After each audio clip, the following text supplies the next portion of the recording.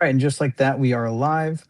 Had a lot of crazy internet debacle right before this. Apparently, there's an outage in my area, so I didn't even have the link for StreamYard, and I couldn't like on the mobile. You can't even access it. You can only join via a link.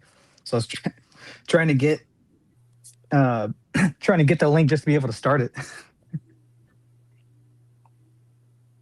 Nice. Yeah, a lot of yeah, since I started streaming a couple months ago, uh yeah, yeah, it's a lot to figure out how it works, and then it doesn't work. So then you have to figure that out too. Two layers of learning. Yep, and then there's the juggling of the comments and the different things, and then I mean I do stuff pretty commonly. Like I'll have background music playing, not realize it's muted. Yeah. So Yeah, I it's don't wild. have any of my notes because this impromptu setup. But I asked you what you want to talk about. And there's a long list of stuff. Where should we start?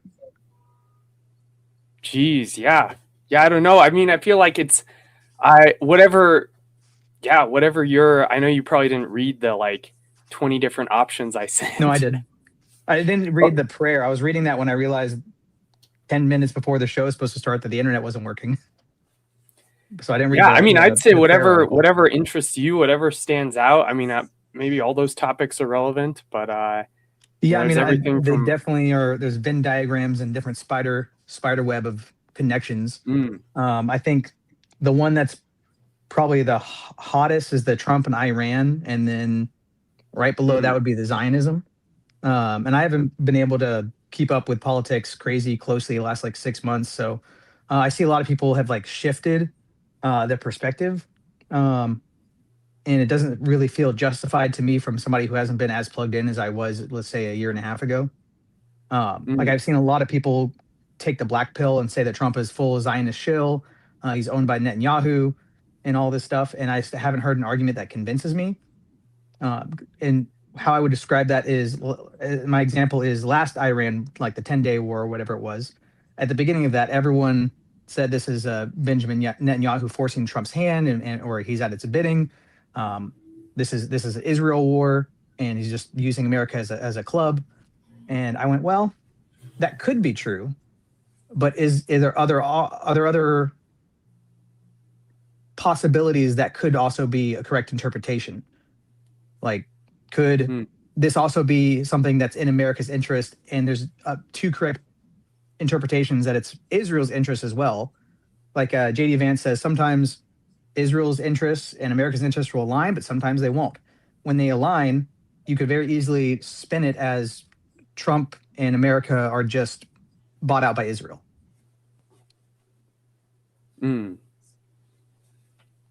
Yeah, yeah, it's tough. I mean, I approach I feel like out of the gate one has to say that I approach politics having been totally black pilled on it, and even when I talk about it, I'm not invested anymore. Like it's, the longer you're orthodox, the more zen you get, and you're just kind of like, yeah, what happens happens. So it used to be, the pinnacle of everything. Even as like a Protestant, it was so important, and now it's admittedly, and I think it's fine as long as we admit this, it is bred in circuses. You think it's Yeah, the of course. opposite of that, and it's bred in circuses. So out of the gate, I always just clarify, because you have people that like, if you say something negative about Trump, they lose their mind. If you say something positive about Trump, there's a bunch of people that lose their minds. Right. And yeah, the ability to have nuance, which clearly is how you're speaking too. The ability to have nuance is so key. So all of these things are like, and there's so much data, like, a couple points that I'll mention that you haven't heard. And then someone else comes along and is like, well, did you know Trump said this? And I'm like, no. And it's, you can weave, the web is just constantly shifting. And that's the occult chaos magic at work. The flooding the zone psyop technique, all of this different stuff. But so I say that as a preface to, if you write down on paper what Trump has said and what he's saying now, it is like a massive landslide of contradictions. You can Yeah. watch montages of him saying, no regime change, criticizing regime change, and like a ton of us voted for him or supported him or whatever, or were like cautiously optimistic because he was saying that, because it was like, oh my gosh, the first one, his first presidency, he didn't bomb anybody. Like he like there was no, or sorry, there's no new wars started. I think he dropped like a couple bombs and they were like one bomb and it did what it needed to do, and that was it. Versus Obama, like also campaigning on ending war and then dropping like 16,000 bombs on Iraq during one of his presidencies. And so like this was the status quo that we're all hoping to end. And then suddenly Trump is, regime change in Venezuela, regime change in Iran, and he's using the term. And it's like wild to watch, being like, what is going on? Like, what Right. is, because that's at least on the surface and completely honest logical level, it's ridiculous. Like, it is the same old we voted for him not to have. Same thing with, the files, the Big E files. Kash Patel, day one, they come out, and now he's like, we have no evidence. Like, my That was weird. Country singing sensation. Like, how dare you, sir? Like it's like all these contradictions. Trump, why are we still talking about the Epstein files? And it's like, how can those words even come out of your mouth? And so, and yeah, like, I think that's when you see all that, you go, okay, what has happened here? But what's weird to me is like, why didn't he do this last presidency? Like, what? Right. I chalk it up to a lot of like Machiavellianism. Like the words you hear aren't the words that are being spoken. There's meaning being sent out to different people, if that makes sense. There's like a message behind the word. So like we look at just like this, like, not that I would have access to it, but we look at like these contradictions of Trump saying no regime change, and then he's saying regime change. I think a lot of times when public figures, especially like a president, is going to make public statements, a lot of times it's to either be a bellwether, this is where things are going, or to see what the reactions are, or to signal to specific groups something.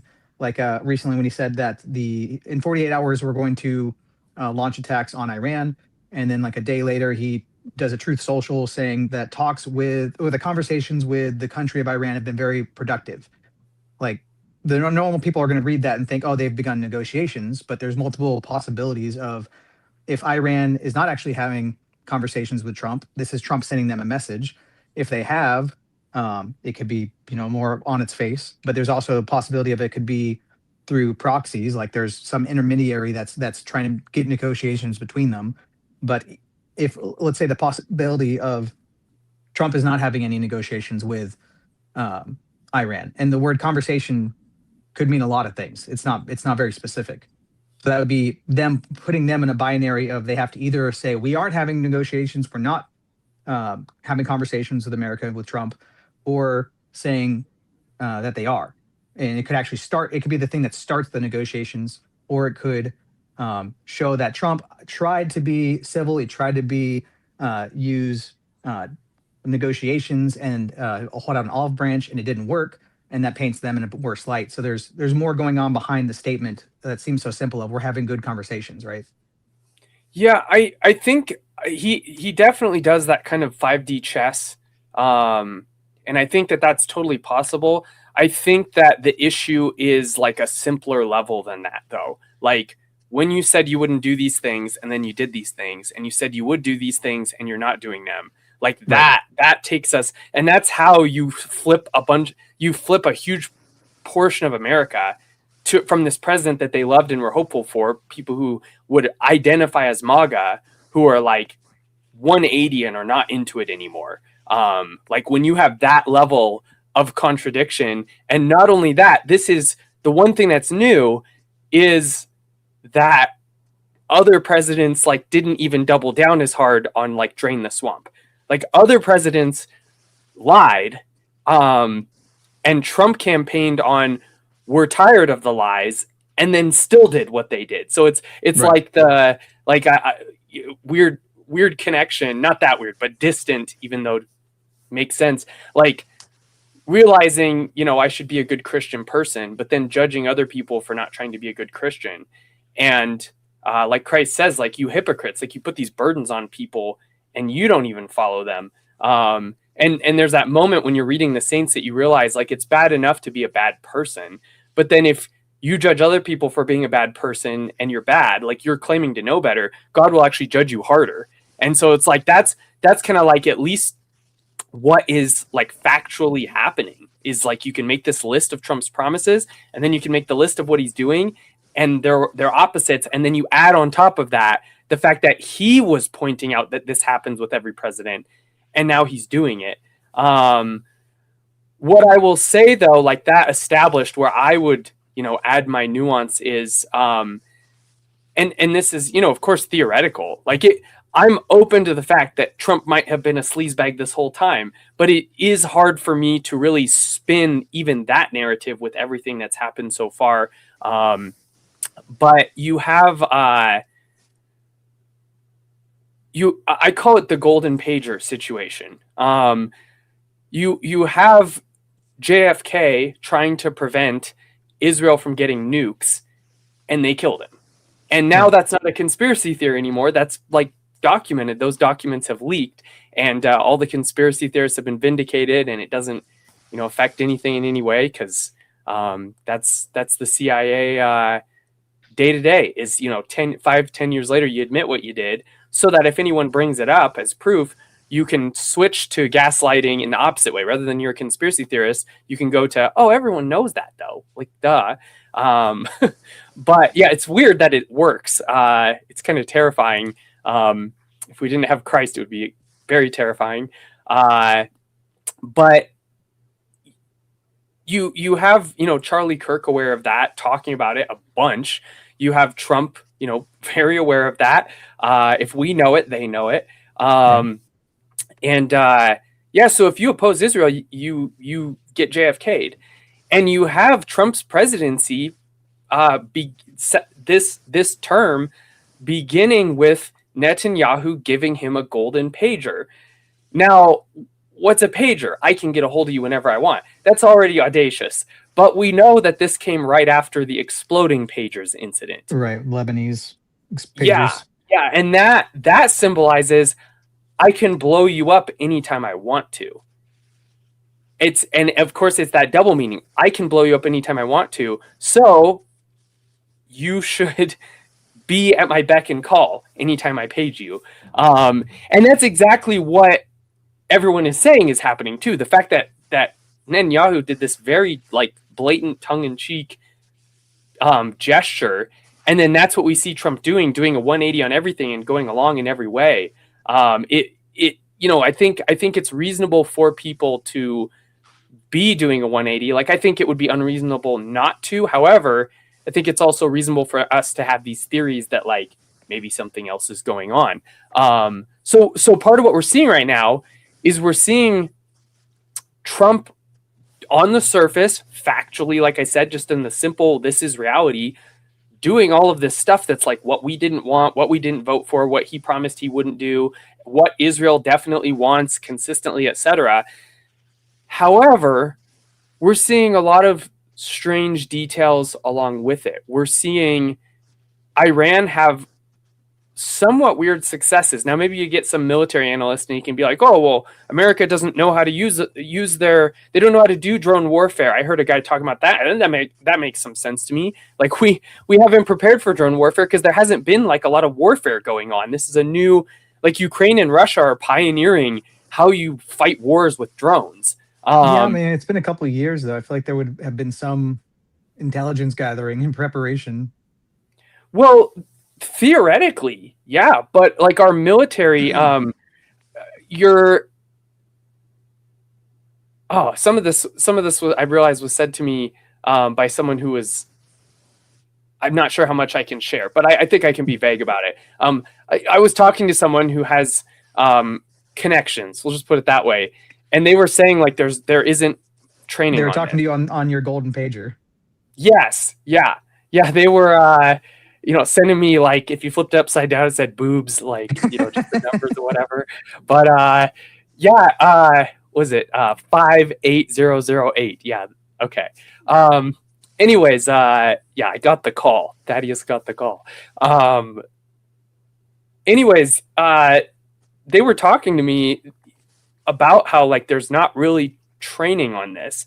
And I think this is something that's being talked about on YouTube, that people from the military are saying that like we're not really competent soldiers at this point. I mean, not that there's not like special ops units and whatever, but like your mainline.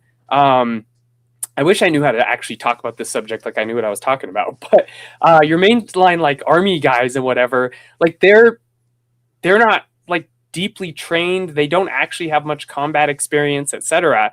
So you suddenly have like dropped into this stuff with Iran, like they kind of don't know what they're doing. And if you look at current recruitment, like if you watch a side by side of like American recruitment versus Russian recruitment video, an American recruitment video is like appealing to like soft leftist people, and Russia's like patriotism. You love our country. You love to fight. It's like one of these will recruit men. One of these will recruit people who want to pay for their college tuition. Right, the welfare state.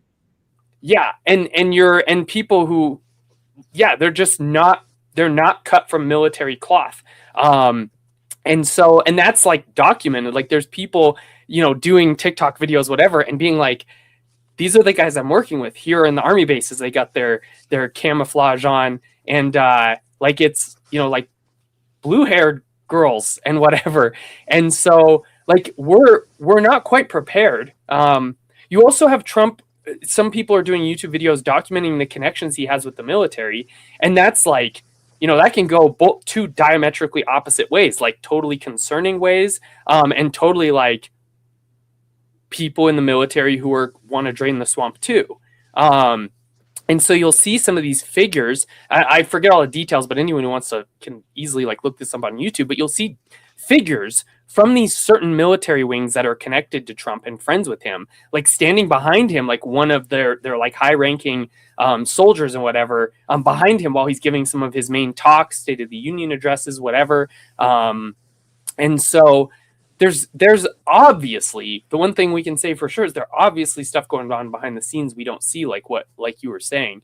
But kind of drawing all this together, I could say lots more little details. One of the theories that's floated, and I both think it's realistic, but I also want it to be true. In my world, again, like this is why I preface with this, my world is not destroyed if this isn't true, and say Trump is actually a sleazebag or whatever. This is your trust the plan Thaddeus reality. Yeah, there's no trust the plan Thaddeus anymore. He's the old man that got crucified, or is getting crucified in the active Orthodox life. But like any optimism, whatever is pure, whatever is noble, whatever is just, that verse, that passage from Scripture, I'm still gonna pray for that sort of thing. And I'll certainly have joy. I mean, if this came true, I would declare Trump, in my opinion, the greatest president of all time. Like, I would. And if he's, if he's part of the swamp, he's one of the worst, most evil, even though I think most of them might have been part of the swamp. But that's its own subject. But anyways, imagine this. Imagine you're Trump and your family has been threatened, and Israel gonna Israel. And you know what happened to JFK, and you're like, how do you drain the swamp when you discover that the Democrats are little minions? They're not the enemy, which has been the narrative. And Republicans are the enemy for the Democrats and whatever. I look at the left, the Democrats, all of them, as like our countrymen that have been like brain virused, that we need to somehow find some way to either cull them or bring them back to the light. Yeah. But, yeah. No, I mean, whenever on the right like that too, that are like normie conservative, that just boomer con, that don't really know what's going on either. It's like, okay, you got some foundation, but you're just blind in this room right now. Yeah. It's a whole trail I could go to in itself. I have a blog post that's like really long about this it's like my first blog post on my website, actually. But like leftism is a very complex brainwashing mechanism that is so effective because it has way more truth to it than the conservatives want, and right, and whatever we want to call it, that people want to admit. Like, patriarchy is good, but the abuse of patriarchy is a rampant historical problem. Their solutions to it suck. They're ridiculous, and throwing out the patriarchy is ridiculous. But like, brainwashing the other side into thinking that any criticism of patriarchy is feminism, right, is also a wild psyop. right. And for years, I've been saying that the left accurately describes problems but has no or horrible solutions, and the normie conservative on the right denies the problems. Yes, that is spot on. And I've said similar. We agree. I make this point in that blog post, which was a speech I gave like 10 years ago to some Republicans who didn't know what they were. They thought I was going to teach them how to get young people to be conservative, because it was a bunch of old people.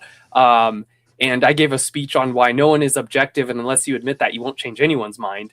And so, anyways, yeah, it's. I think I'm excited. I've been talking about this for like 8 or so years, but I'm excited to see it's become a mainline narrative that the left and the right admit that the party politics is awful. And it's not just like there's not just a lot of people talking about it. It's a mainstream discussion point now that needs to be had. Christ warned about this, the right and the left. And that's that, like I messaged you about occult symbolism, which we could get into that too at some point. But like that's exactly what's going on. And so getting back to putting yourself in Trump's shoes, you're in this situation. You can't take out Netanyahu. You can't recruit all these AIPAC people you're surrounded by, Israel-funded politicians, to take them out. Like it is like talking to Zionists on social media is like, as someone who I study brainwashing, I study conditioning, I study bias. We're all biased. We all condition ourselves. That's its own one of my favorite topics that I don't talk about that much, like in streams and stuff. But like they have like massive brainwashing symptoms. I think a lot of people know that, like it's kind of obvious, but like some of the signs, classic, identify a cult and brainwashing is like a leader. But one of the even more classic signs is critical thinking gets rewired to outrage. So things that should cause you to pause and think for a second instead go to, how dare you? That's anti-Semitic. Right. That's, all of us now are striving to be anti-Semite of the year. People like Jewish people want to be anti-Semite of the year.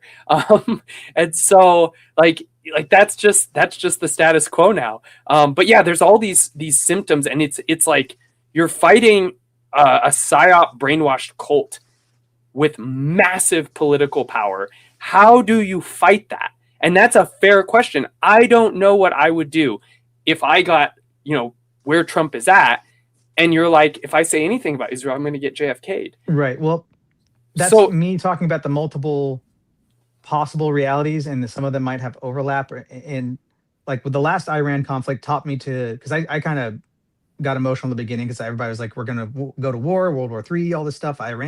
Israel's taken over clearly. And it was over in 10 days. So it taught me step back and try to find like smoking guns, try to take things in a little more. And then maybe it's not as bad as you think, or maybe you just, the interpretation you have isn't the correct one, or maybe it's slightly off. Before I go on, I couldn't let you, and Slow Boy Whiteboard said, I couldn't let you prayer icon corner mog me, so I had to shift over. Yeah, I saw that. I was like, yeah, good call there. Oh sweet, I need to have the chat open. So going back to this conflict, I think so. I don't know. It has a bunch of updates I haven't looked at, StreamYard. Okay, but it's very bright, and a lot of this has good and bad in it, and I think a lot of people will latch on to or put over index on like one point. But I think something that feels clear to me with this Iran conflict is that they're trying to set up succession for JD Vance being like the anti-war MAGA coalition, with him saying, I'm supporting Trump, but I'm not a fan of this. I don't think we should go to war. I don't think we should engage in conflict. I saw something about him being the one to negotiate peace deal or something like that. So it seems clear that they're trying to put Trump as more of the warmonger and then contrast him with JD Vance being like the purer version of MAGA to succeed him when he's gone or something. Yeah, I think that's possible. I think that's a very sound theory. I think if they're doing that sort of thing, I don't trust them. Like you don't the that level of psychological manipulation is like manipulation. So if they're doing that, Right. I don't trust Vance. I was, to be clear, when this last voting session and the rise of MAGA, and everyone's on Joe Rogan, and Joe Rogan helped them to get elected, and Charlie Kirk was still around. Like, I was hopping on the MAGA train. I was like, back onto it. I was like, oh, maybe I'm not black pilled on this anymore. Maybe Vance will be great. He's talking about really good stuff on Joe Rogan. Maybe they're actually going to drain the swamp. Maybe the left is going to psyop us and do some false flag in order to stop the election. And then it happened, and that was when, and I was like, obviously still optimistic. I'm like, oh, good. But I was like, how did this happen? Except that one thing I think a lot of people realize this, but a lot of people don't. My family is very conservative and was like, I thank God red pilled them on the Zionism. Like, I was able to have conversations with them, and now they're not pro-Zionist anymore. And my mom, sometimes growing up Zionist, I was raised Zionist. Now sometimes I'm like, Bob, you're being too hard on the Jews. So which is refreshing, because I was like the crazy one that was like, oh, Thaddeus dares criticize the Jews, and now I'm like, no, like they're not fundamentally evil, Mom. Like, they're just people, right. Like the religion, but they're like, right. Yeah. The ism. Anyways, yeah. So, but like now I've done some research into Vance's past, his connections with Peter Thiel and Palantir. That stuff is super sketchy to me. Like really, I find it easier to come up with a narrative to explain what Trump's doing than I do for JD Vance. Like, he kind of creeps me out. Like, is it possible he's good? Maybe, but at this point, I'm very skeptical. And if they have to do like Trump has to be bad to get Vance elected, I'm like, no, you should be able to. Like, Trump got elected. If he would have done what he did, he got elected by being truthful. But then it turns out he's lying. Vance should not have to play psyop mind games like that. He should be able to speak truth. So they shouldn't. Trump could just do a non-militant presidency, and then Vance could not do one, and we would all love him and vote for him. That's easy. But with Trump, what kind of going back to my main thread I'm weaving here. If you can't take out Israel directly, then kind of my theory is you goad Iran into doing it. Right. And one of the things that's happened is, so the outer narrative, just like you were saying, the outer narrative, we're going in, troops on the ground, all this stuff. What's actually happened? Again, like, let's look at actual facts of what's happened. The troops are being sent home. The troops are like, a bunch of troops are sent home. Like, when this started, at the point it started, a huge flood of them were sent on leave. What? Like, that doesn't make sense. You should be getting more. We're worried we're going to be drafted, but the actual happenings are they're sent home. Who is Iran attacking? A handful of bases, a handful of like destroyer ships, but it's Israel. Israel's being attacked. And then there's this whole discussion of Schrodinger's Netanyahu. Is he alive or is he dead? And it's like, that's weird. Objectively, again, facts here, they have put out verified AI videos about him. Maybe he's alive, and maybe they'll do a little psyop thing where he's alive, and then they gaslight people for pointing out that they made fake AI videos of him. Do you remember when the same thing happened to Joe Biden, like the last 6 months of his presidency, where he wasn't seen for like a month, and there was weird stuff, like he was on a phone call, but it was clearly AI or manipulated. Like, everyone thought he was dead. Like, oh, they're just pretending he's alive. Yeah, and then he showed back up, and then he was like, I'm pro mag, I'll put the hat on. And it was like, what's happening? Yeah, and the fact that he looks so like he's not the same person, I think is very fair. Like, no one has proven it's not Joe Biden, but it's like, yeah, there's there's reasonable grounds to be extremely suspicious whether he got replaced at the end there or something like that. But The slow boy, wouldn't it be fun? Wouldn't it be fun if Patriots in control? Wouldn't that be a fun, uh, uh, headcanon? yes, yeah, live in the dream. Many such cases of wishing and hoping. Yeah, it's Whenever I have conversations like this, I always am brought back to when I was first becoming Orthodox. I wasn't even a catechumen yet. The second priest I met was his catechism was like all politics that day for whatever reason, and it was like in the height of COVID during 2020, and he was talking about like Obama's presidency and what he did in Iraq and all this stuff, and he was talking about the CIA's dealings and all this stuff, and somebody was like, "Father, like, how do you not despair?" And he's like, "Well, you haven't been Orthodox that long, so." I mean, you get to a certain point where you look at all this and you're like, it's kind of fun. I mean, yeah, like people are dying, it's like affecting everybody's lives, but it's the roller coaster we're on. So yeah, there's a kind of flipping to the spiritual side of it all, because I like talking politics, but it always, and might be where we go anyways, it always turns into a discussion of the spiritual side, what the demons are doing. As I love the parallels between psyops and the way the demons work. It's 1-to-1, and it makes sense when you think about it that way, where it's like, oh yeah, because the globalists are in bed with the demons, but it's like all manipulative humans, even if it's not like they're straight up Satanist occultists, like which a bunch of them are. It's the same games. There's only the side of light and the side of darkness, and so if you study how, like in my therapy work, in my coaching, I messaged you about, like, I sometimes deal with women who are like married to a narcissist, escaped a narcissist, whatever, like severe, real narcissist, not like the meme. Like there's all these women asking, is my boyfriend a narcissist, to Chat GPT? And it's like, no, like you're always going to get a yes, because every woman who asks that is like hoping for a yes, and it knows it, and it's gotten programmed. Yeah, as soon as a woman asks that about our man, it's over. Yeah. We did a whole stream on AI. But like actual narcissists, and when you study how they work, and then you go study how the swamp works and Israel and the CIA work, and then you go study like 4th century texts on how the demons work, it's exactly the same patterns. It's all the same. And so that's where that's like my favorite value now to find in politics.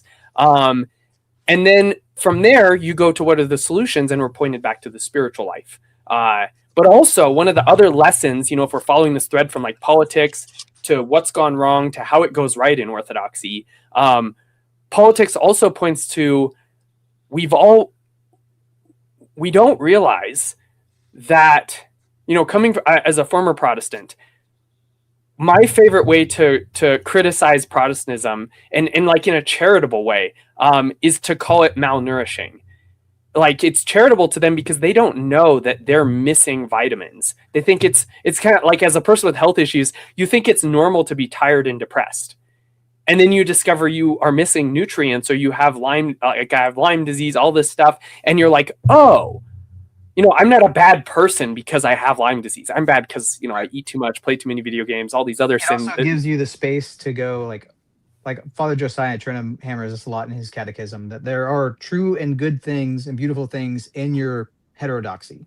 Like your Protestant church taught you about Jesus, not correctly, but they taught you about the Holy Trinity. They taught you about the Bible. Like these things are not wrong. Yeah. And it kind of a medium length footnote here, because I always clarify this.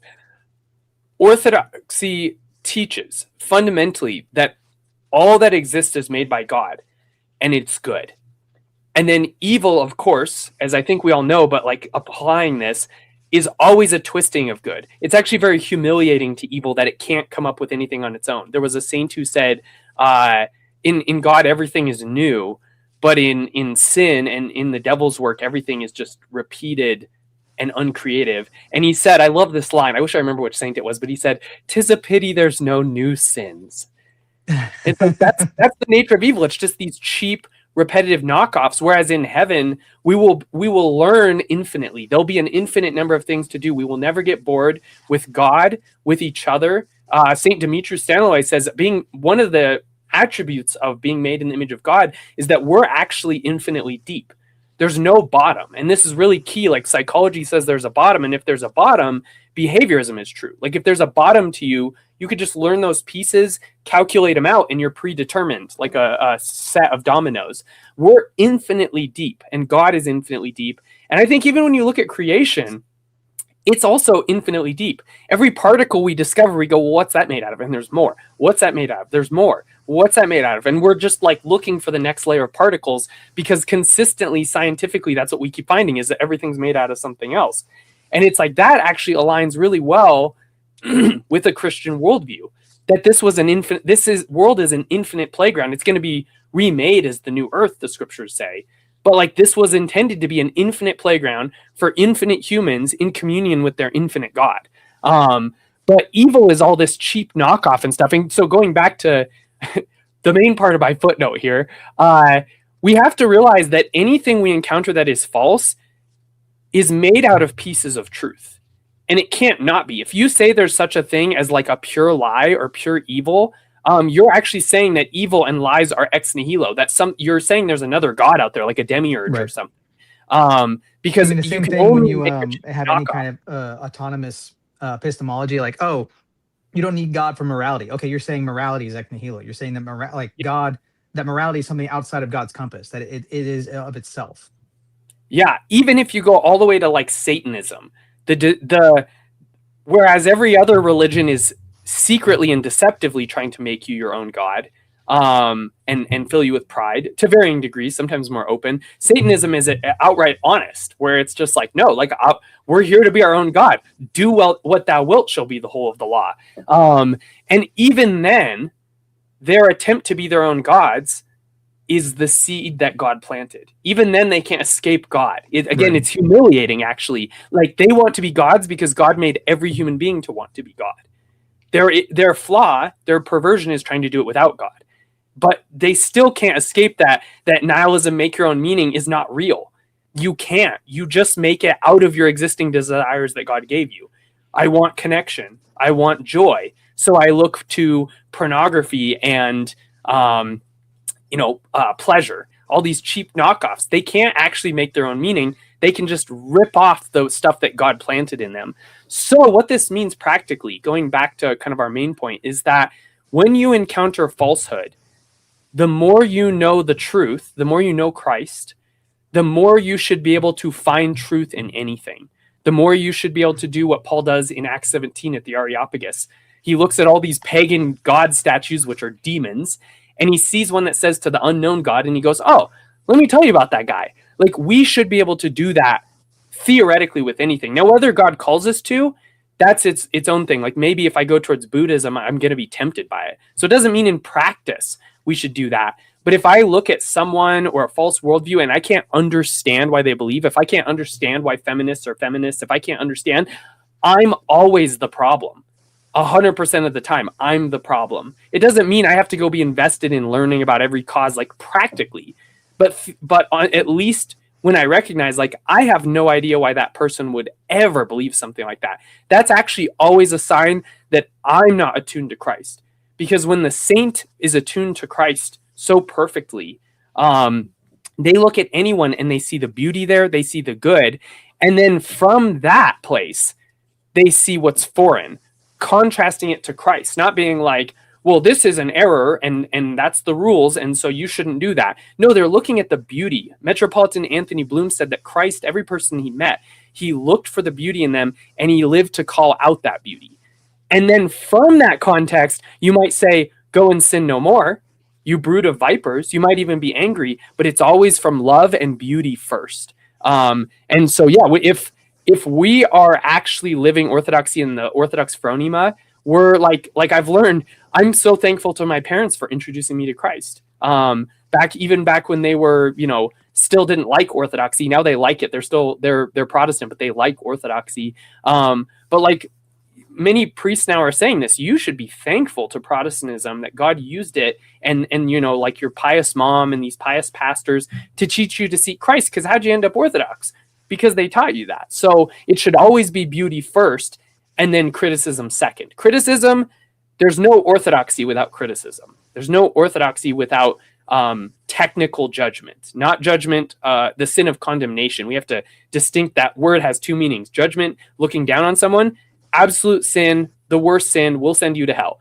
Judgment as assessing false teaching, absolutely required, absolutely vital. We don't have to do it every single time it arrives, but like an orthodoxy that doesn't have that, like an ecumenist mindset, also a path to hell. Second only to condemnation. Jesus didn't preach against ecumenism. He did preach against judgment. But ecumenism is like the close second. The Wait, are you saying that the unknown God doesn't mean that they weren't actually worshiping the one true God?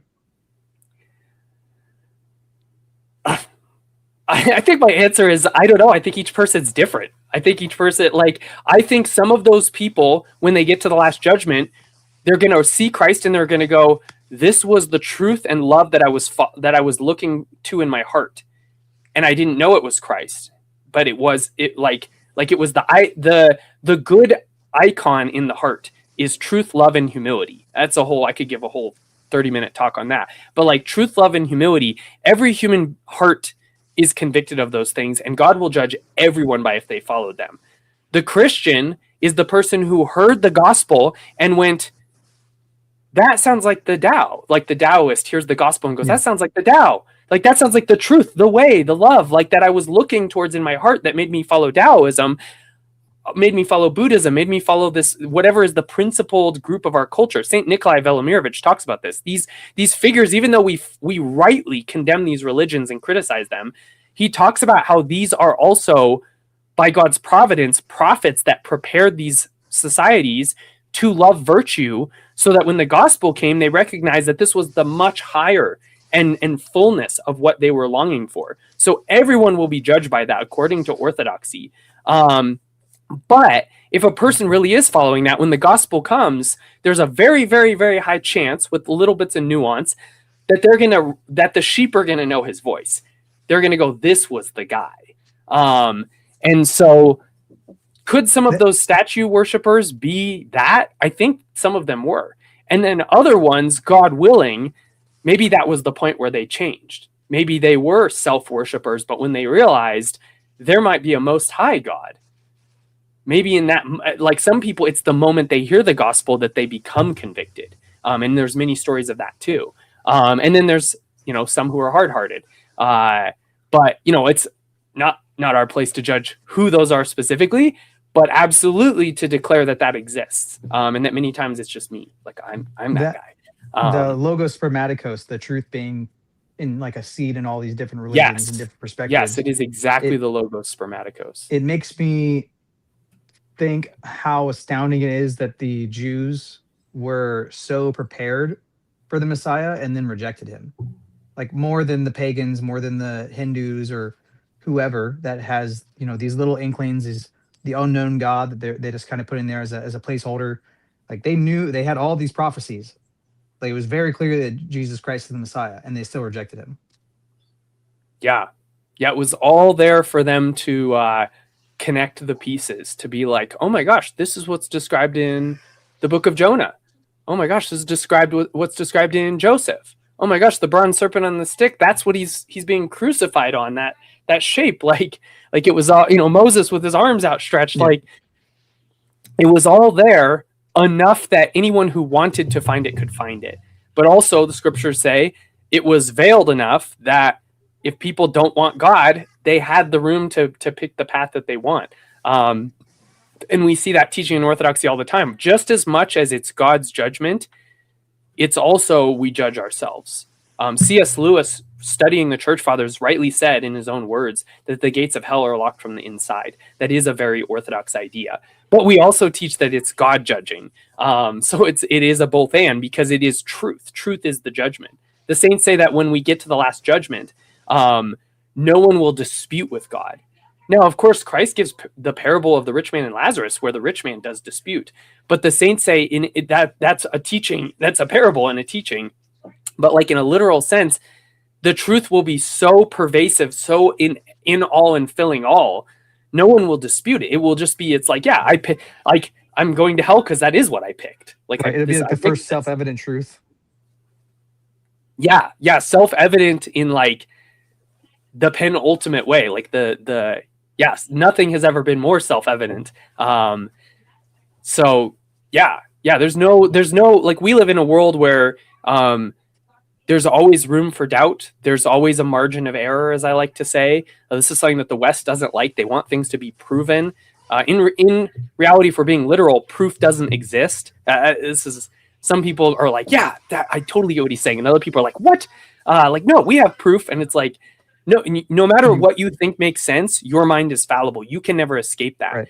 Or you can't even prove that the sun will come up tomorrow. Yeah. Well, it's done it 1,000 times. Okay, lots of things have happened 1,000 times, and then there was an exception. Right. So it's just the problem of induction.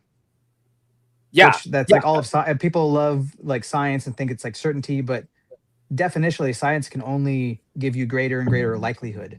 It can't give you certainty. Yeah.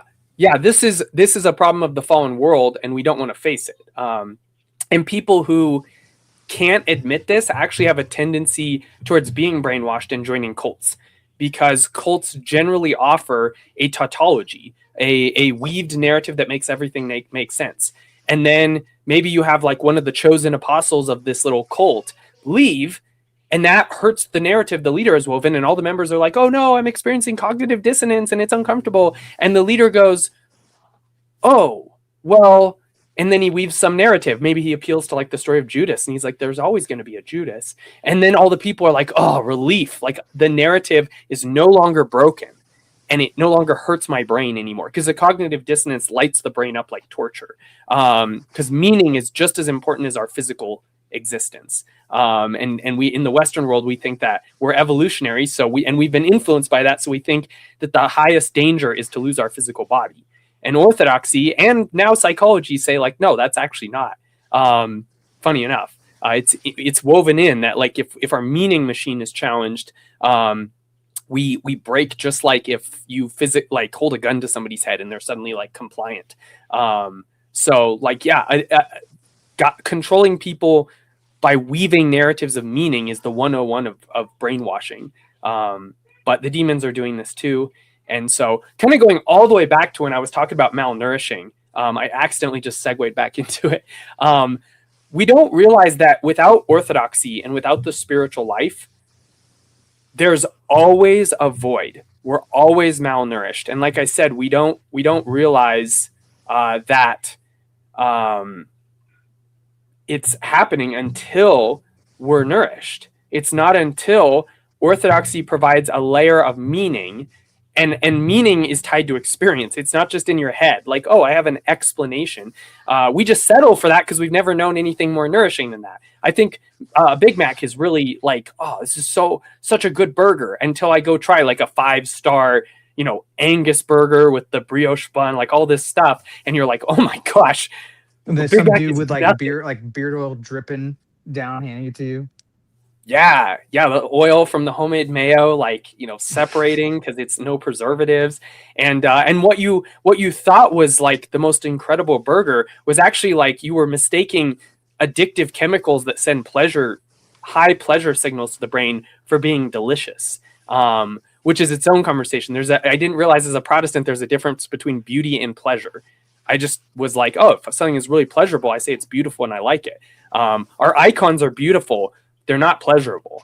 Or Catholic art tries to be pleasurable. That's why it's like very graphic, sensual. Yeah.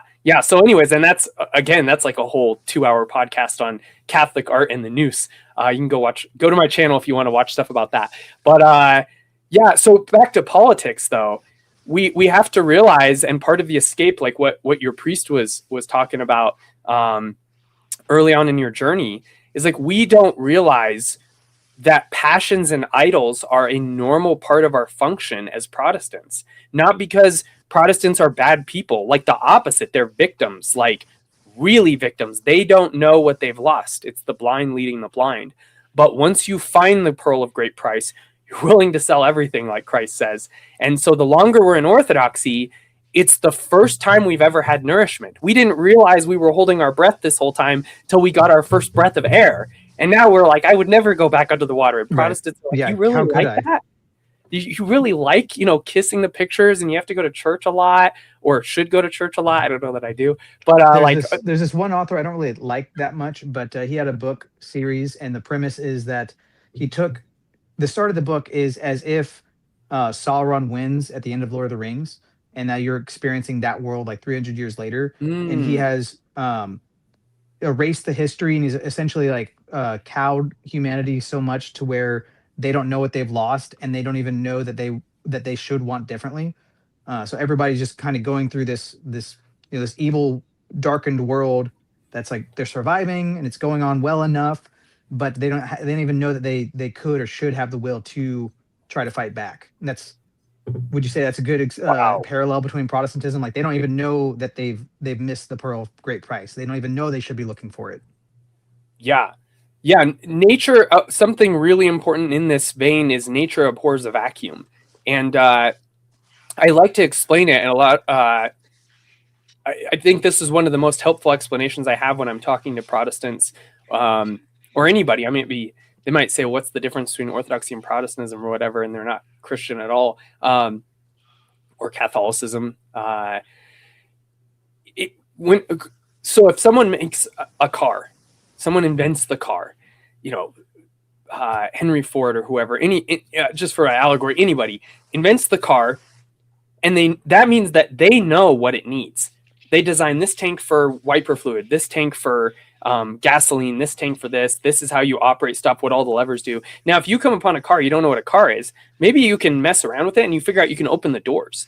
And then you start sleeping inside it and you're like, it's a shelter. It's a very weird shaped shelter. I don't know why it has all these, like the round things, the 4 round things on the sides that like it stands on. But it's a nice shelter. I love cars. They're a great shelter.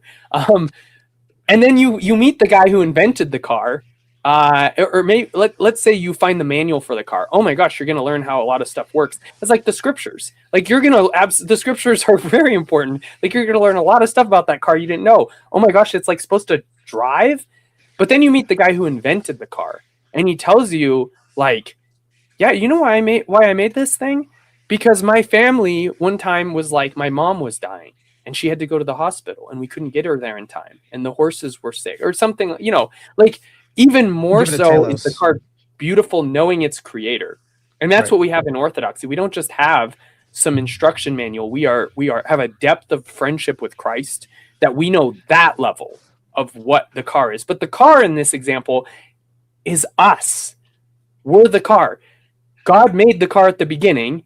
Man confangled himself and like broke stuff, put the gasoline in the wiper fluid, like all this stuff. It just destroyed it, trying to, take the good and do what was right in his own eyes. That's super deep when you read the Old Testament. It doesn't just say man did evil. It said man did what was right in his own eyes. Even man trying to do good, it leads to evil. And so we broke the dang thing, and the thing is us. So Christ comes in the church. What he gives is the complete maintenance package for the car, everything that it needs. The scriptures are part of that. It's one of the tools in this toolbox, the manual, that comes with The the basic toolbox. instructions before leaving Earth. Yes. Yeah. The biblioteca. It's like that's what we got. What Protestants have is a partial toolkit. And so it's certainly better than being secular, but it's not everything, and they don't realize. They're like, look, I have the toolkit. You don't have Right. all of it. You're Well, actually it can missing. actually be a detriment because I know a lot of Protestants that have very strong reactions towards Orthodoxy. And I mean, I was somewhat neutral. The strongest reaction I had was my first time at liturgy. I was barred from communion by the Matushka, and I was like, what's going on here? Am I not a Christian?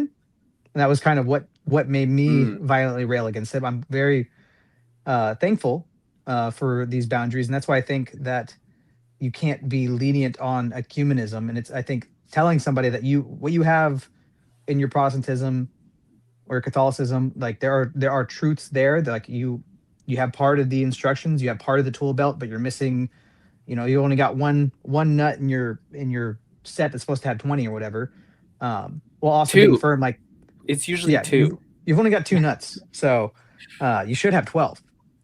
A real man has 12 nuts. So I think to help draw them to the truth, you have to be firm that there is a problem.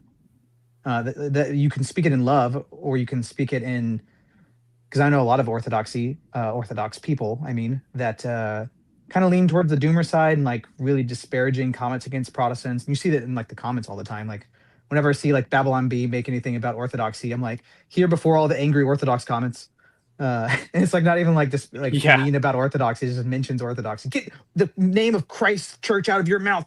But I think stating that there's a problem can create that dissonance in them that can help draw them into knowing that there should be a search, that there should be that what do the saints call it? The good discomfort, something like that. So I was reading the comments there. I was saying that I can't remember exactly how they describe it, but something about the saints will talk about leaving somebody with a good tension, a good discomfort that helps draw them back out. Because if they're in a complacency, like, oh, I've got 2 nuts instead of 20, and that's fine. That's done well enough. I've been a pastor for 30 years, and I don't need to look at this other thing with all its truth claims. Leaving them with a dissatisfaction, a discomfort, is good because it can help them start walking in the path. That doesn't mean you try to discourage them. You try to break them down or just win the debate or whatever. Sometimes that's necessary, especially depending on the disposition of the person you're talking to. But I think that's where a lot of like the soft ecumenism comes in, is like not wanting to step on toes or hurt feelings or anything like that. Yeah. But I think we need to be comfortable creating good discomfort.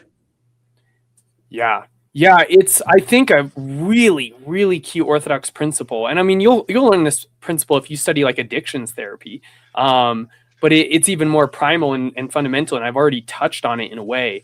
But St. Porphyrios sums it up well. He's like, stop fighting evil, which is like, from a Protestant world, it's like, what? Well, there's also like, I think it's a proverb that says something like expose evil and fight it or something. So there's probably different times for different things. Yeah, right? you have to, well, and you have to understand what St. Porphyrios's point is. Like, that's what makes all the difference. He says, stop fighting evil, let evil be, look to Christ, and that will save you. And that's really the definition of fighting evil. Like right. If we're being literal, look to Christ and that will save you. There's no other fight against evil except that. Like, you could say that would be more literally true, but St. Paisios or Porphyrios, of course, means to like shock you and get you to pause for a second and think. Like you cannot fight a thing by focusing on that thing. When it comes to the spiritual life, like we think that's like a very Western mechanical math, like vampires who love math type thing, where it's like, if I want to fight the thing, I put it down and I focus on it, know your enemy, whatever. But the reality is we're not computers where you just like enter in the code, reject thing. We are marinades. Whatever your nous and your heart focuses on, you soak in it and you take on the properties. So even if you're around evil people and condemning them, you'll become evil. You have to be around good and soak it in and put your attention on it, your heart, your nous, your focus, in order to become good. So Martin Luther, for example, he has all these writings where he's like insulting and criticizing the devil. He literally says like, I fart on you, devil. And it's like, yeah, it's very cringe. But like that's secondary. Like, the problem is you shouldn't be talking to the devil.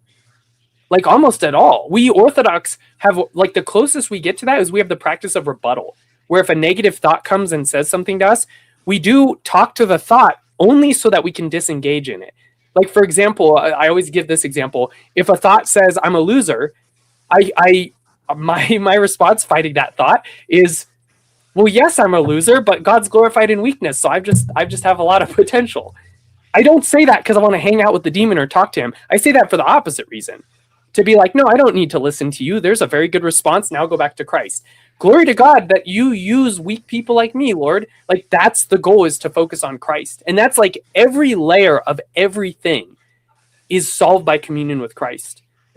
As a side example of this, I I told you I just finished Yvonne Illian's book, On Resistance to Evil by Force. Fantastic book. If that title interests you, the book, you'll love it. On Resistance to Evil by Force. It's all about when are we violent. And he makes the note that anyone says we should always or never be violent is clearly just doesn't understand even the most basics about morality or orthodoxy. And that's what we're looking for, the answer to the trolley problem. Do I pull the lever or not pull the lever when there's 1 versus 5, do all this moral math? The trolley problem points to the answer, but it can't get you to it. Like, you have to know Christ to get the answer. The answer is your heart is meant to, it's like a device that's meant to be connected to the internet or a game. Like, it doesn't work without it. Your heart is meant to be in tune with Christ constantly. The answer to the trolley problem, the orthodox answer, the true answer is you would pray about it and do the best you can. But we want something that we don't need Christ. We want to see if we can get the device to operate without the internet, even though it's like a web browser or something. Like, we're trying to get it to operate without it. Well, give me a law. The law is Christ. The law is Christ. All other rules are icons of him and inadequate without him. Even the 10 Commandments, there's people who lie in the Old Testament and God reveres them. Pharaoh's midwives, Rahab the prostitute, and she gets to be in the lineage of Christ for bearing false witness. One of the 10 Commandments, and the 10 Commandments are like the highest laws in the Old Testament outside of love God and love your neighbor. Like, they sum up the whole of the law. Everything else is secondary, right. And the law is Christ. If the law was separated from Christ or the Trinity, that's what you get Judaism of. Like, the law is just there for me to try to trick God. Like, I remember reading I don't remember if it was like commentary in the Talmud, but these different, Judaic theologians were trying to like get around this problem of like doing work on the Sabbath or something, and they came up with a solution, and they heard the voice of Yahweh saying, "My children have outsmarted me," as if like God is powerless and like, oh, they got around the roadblocks I put there. Totally wild. And it applies to everything. Theology, like, and in specific, I mean doctrine, dogmatics, etc. Like, even that, the fathers say this is why we have apophatic theology built in. Like, apophatic theology implies where we say God is ineffable, he's beyond words. He even to say he exists is sometimes to lower him too much to like human concepts and put him in the human mind. And so out of the gate, we presume that all of the words we say, even the creed, even the scriptures, they are still lower than what it would actually be to experience God, that it's beyond all words. And so the words are ladders. Like, that's why the symbol of our faith, a symbol is something that truly connects us to something else in the fathers. Today, it's the opposite, where it's just a symbol. It's not the real thing. In the fathers, it's like a symbol implies real connection, the exact opposite. So when the creed is the symbol of our faith, you can read the creed and not know God at all and be like, oh, I understand it. Like, lots of Protestants do that. Oh, and I believe in one church. It's like, where'd you get your idea of church? They made it up, but they think they believe the creed. And so, like, the fathers actually, there was this one of the church fathers, I wish I remember who it was, but they were saying that the closer you get to God through the creed, the less you need the creed, because the creed is talking from the experience of people who were the friend of Christ. And once you're the friend, the words are secondary. You'll cling to them, just like I might love my wife or my best friend or something, and the gift they gave me represents them. But I'll still cherish the gift too, even though I might have them right there. I'll be like, oh, I love this thing that you gave me. But it's because it's connected to them. The creed is the same. So you won't reject the creed, but it becomes superfluous. Like, the creed is a gateway upwards that we climb. And so the law is the same. Like, the point of the law is to prepare us and lead us to Christ, the source of the law. And this is the whole universe. It goes back to St. Porphyrios. Everything is built to be solved by communion with the beautiful and good. And if your first and foremost goal is the negative, is related to the negative, even if it's oppositional, it always destroys you. It always leads away. You live your life to obey Christ and to seek him. Even if you sin, you run to Christ in repentance because it's about Christ. If you make the Christian life about not sinning, that is a dark road and it will destroy you. And so, unfortunately, going back to Protestantism, Like that ends up what it is most of the time, because they haven't experienced the depth of the positive. It ends up just naturally being negative. Well, I'm a Christian, I don't do this. I'm a Christian, I stay pure. I don't have sex before marriage. Or, oops. Oh, well, actually, a lot of people do, but Protestantism. But I'm a pastor. I don't have affairs. Oops. But like, yeah, it's you're always living for that negative, and so like I said, nature abhors a vacuum. And so you need saints. Like Christ built the car, he built you. One of the things you need, like gasoline, wiper fluid, is you need saints. You need human heroes for the same reason you need the incarnation, because you're a human and you're meant to live in a community, and that community is an icon of the persons of the Trinity in communion. The apostles, the leadership of our church is the image of God, not just because it's Christ's body, but because it's a communion of apostles, which is why the papacy doesn't work as the Catholics teach it. That's an icon of the devil. One. Yeah. Anyways, well, they try to say it's like an icon of the monarchy of the Father, which ironically they don't believe in because of the filioque. Yeah, because the Son does the same thing the Father does with the Spirit. And it's a problem too, because in Trinitarian theology, the oneness of the Godhead comes before the Father and the only begotten and the proceeds from. Like they're one God first. That's the emphasis. And then as we discover them, we discover that hierarchy going on. But they're putting the hierarchy first. And that's what the papacy does. The papacy doesn't put the oneness of the apostles first. It puts Peter first. Whereas what you read in scriptures is constantly the apostles, even though the fathers are like, oh yeah, Peter's the leader, Paul kind of becomes the leader when he becomes along too, and they like co-lead together. Right. It almost seems like if the papacy was true, you'd need like another term than apostle, because the apostle means like the one that's sent. And if they're all the ones that are sent from Christ, and Peter's just another one that's sent, it feels like he would need another title. I mean, I guess they'd say like the Rock, but it seems like he would need something else. Yeah, there's so many holes. I mean, one of the biggest ones is, why does it have to be Rome? Why does it have to be Rome? Like There's maybe two other dioceses that were started by Peter. Yeah, Antioch is explicitly said by St. John Chrysostom to be a Petrine see, like it's started by him and has the same Peter type authority that Rome has. He describes it the same exact way. So, there's so many holes in it. But ultimately, just the fact that the model isn't Trinitarian. And so going back to Protestants, like you need this incarnational living. You need a communion.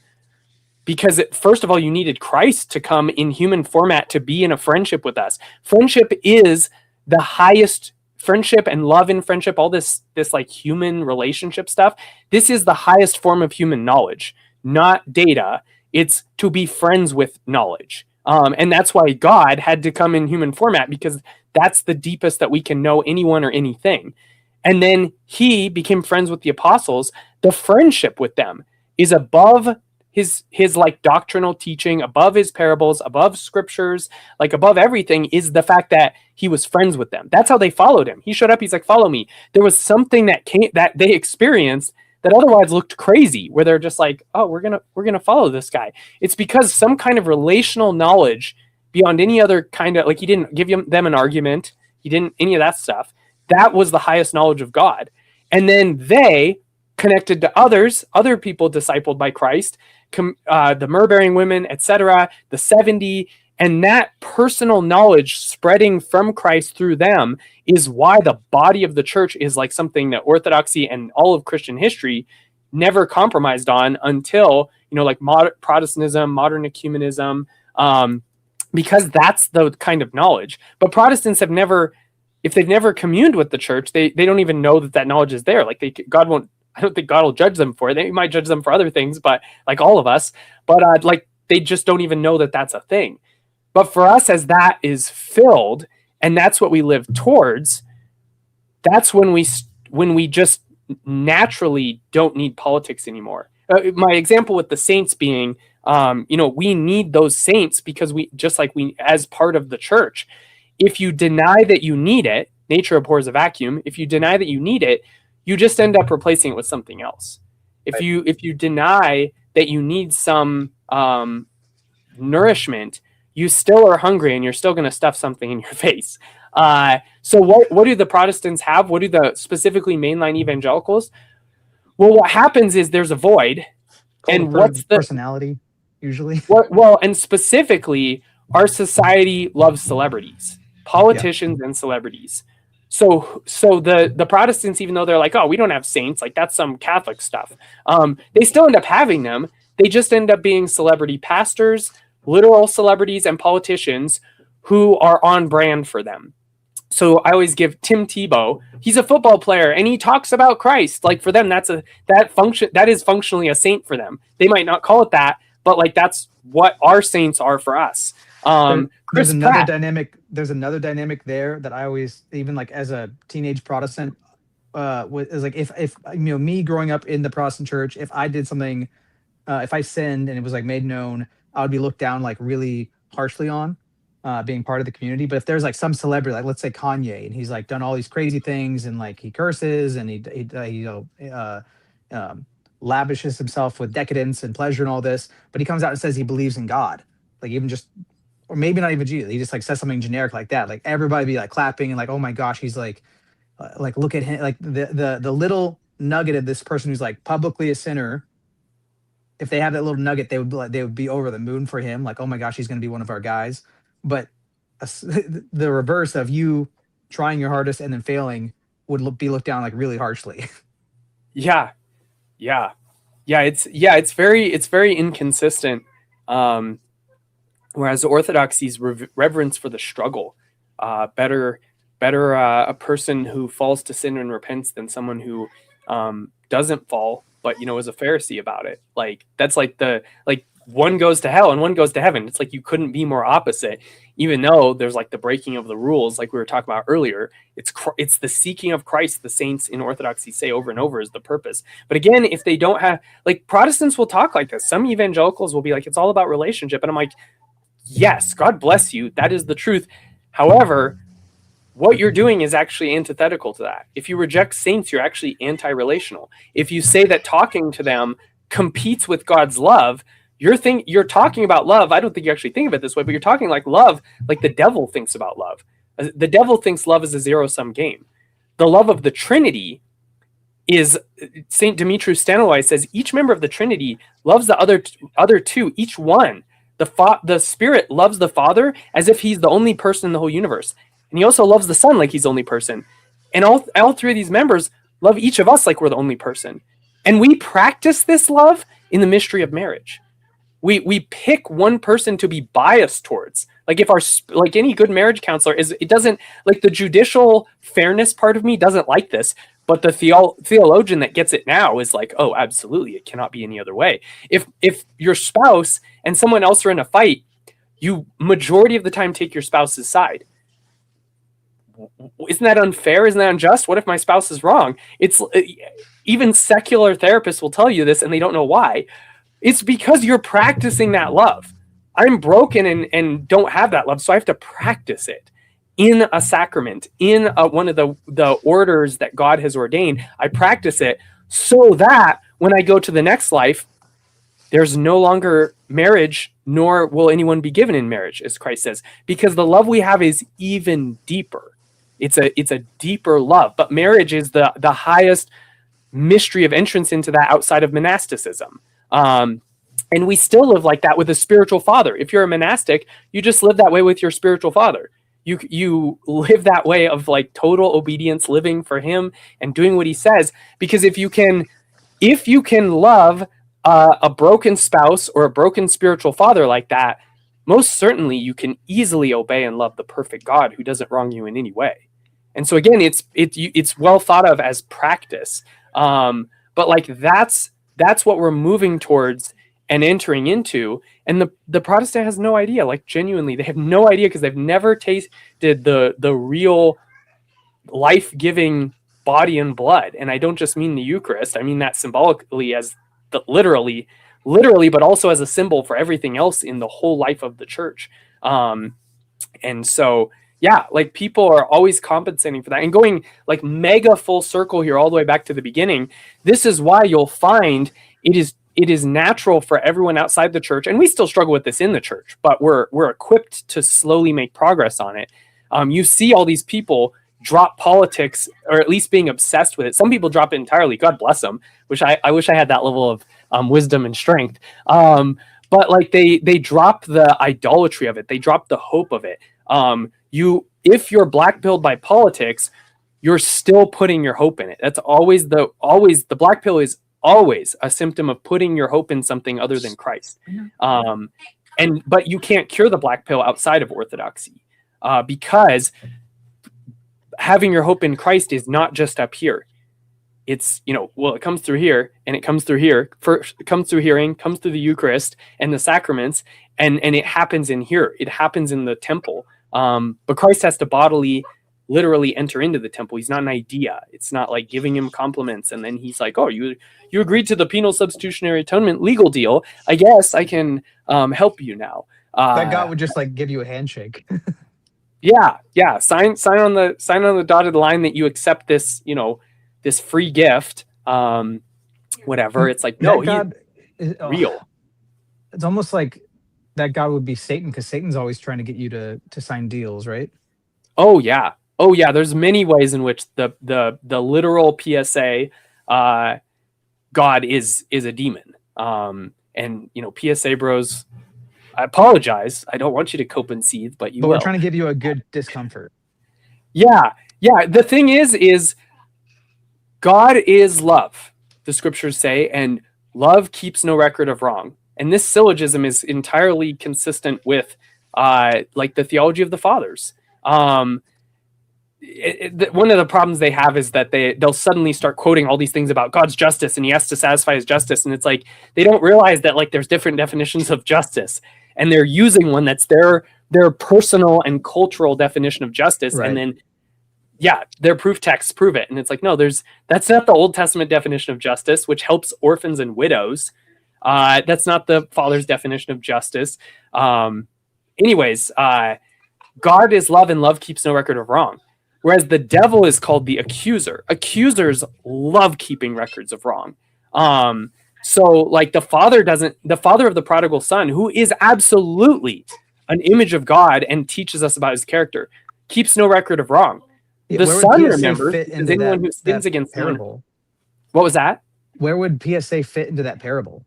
It wouldn't. I've brought it up with one PSA guy, and he said, well, he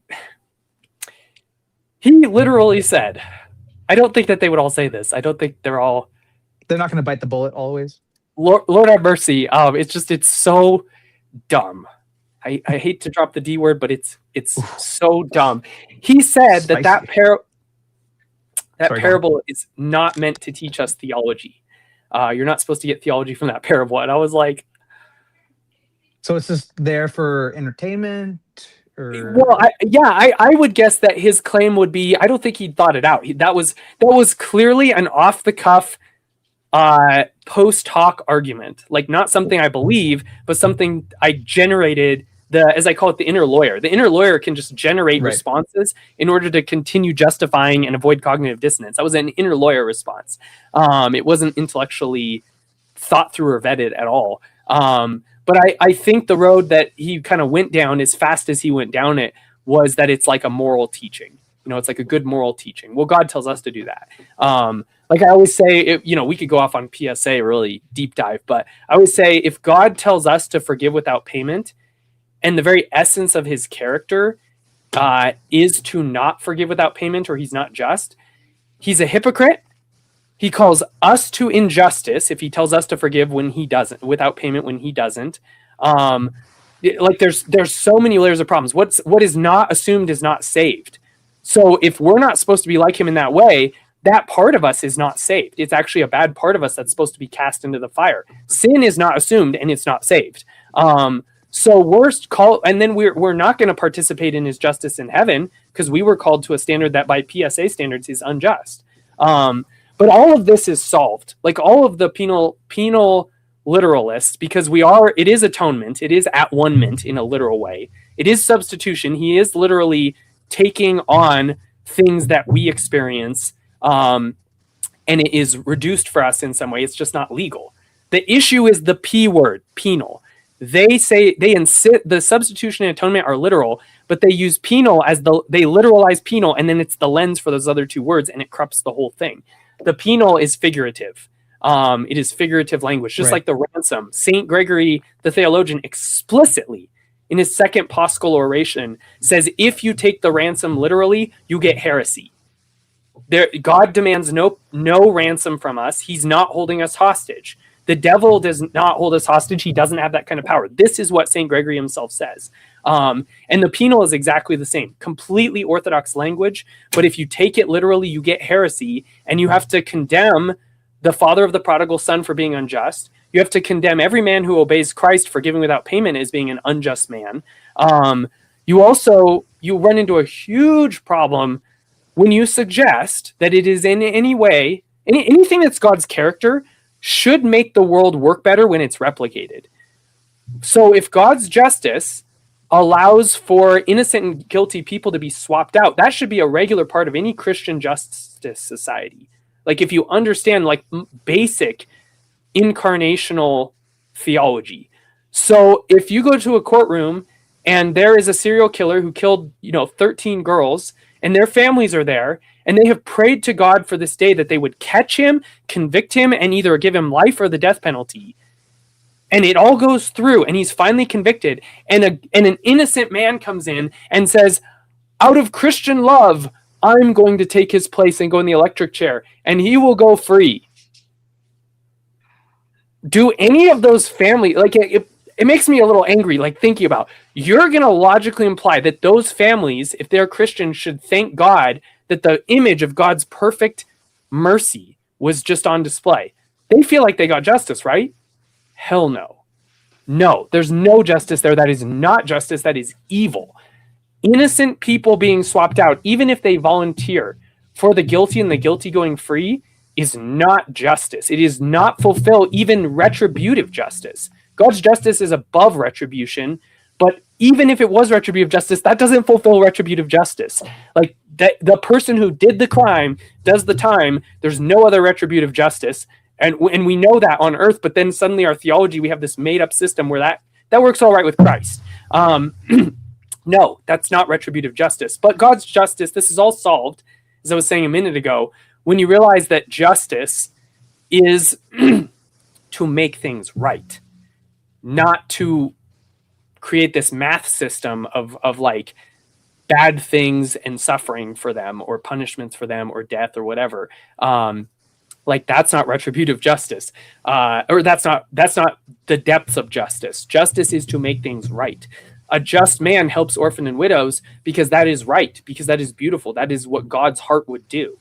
A just man lives according to God's heart and knows it, and has the law written not on his head but on his heart, like the psalmist says, like we already talked about. So justice is making things right. Then in that sense, suddenly all these proof texts the PSA people quote actually line up with all the rest of the teachings of Christianity and don't have any of these contradictions, and line up with the father of the prodigal son. The way the father treats the son heals him. It restores him. It brings thankfulness to his heart, which is a good man would be thankful to his father, and the son didn't have that. His mercy actually does that.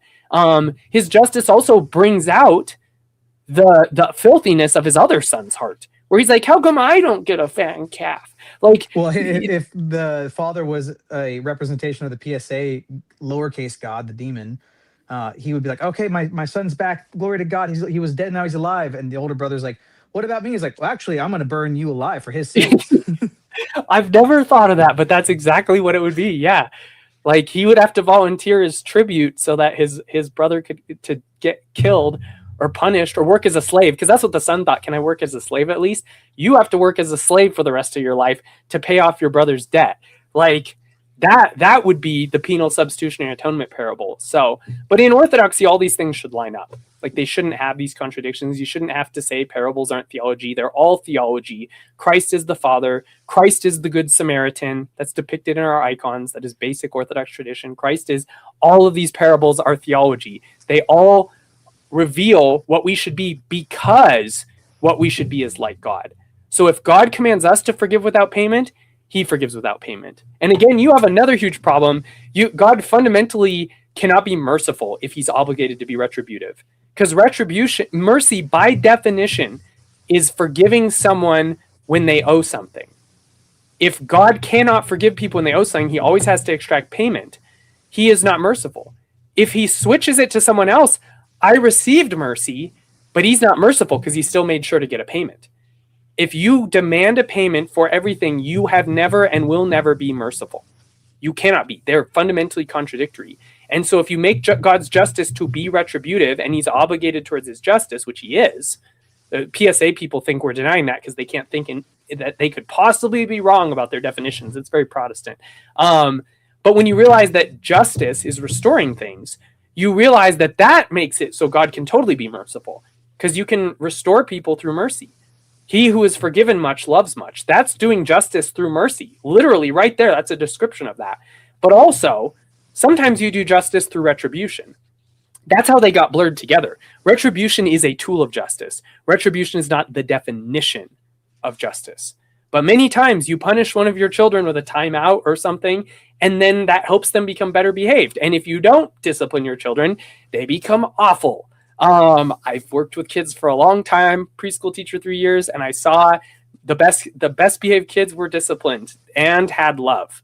It's the two ingredients. If you have discipline and no love, you create terrified children. If you have love, but if you have this like niceness but no discipline, you create children who are horrible kids that no one likes and they're very selfish. And the kids aren't even happy. The kids need and want those boundaries. Yeah, absolutely.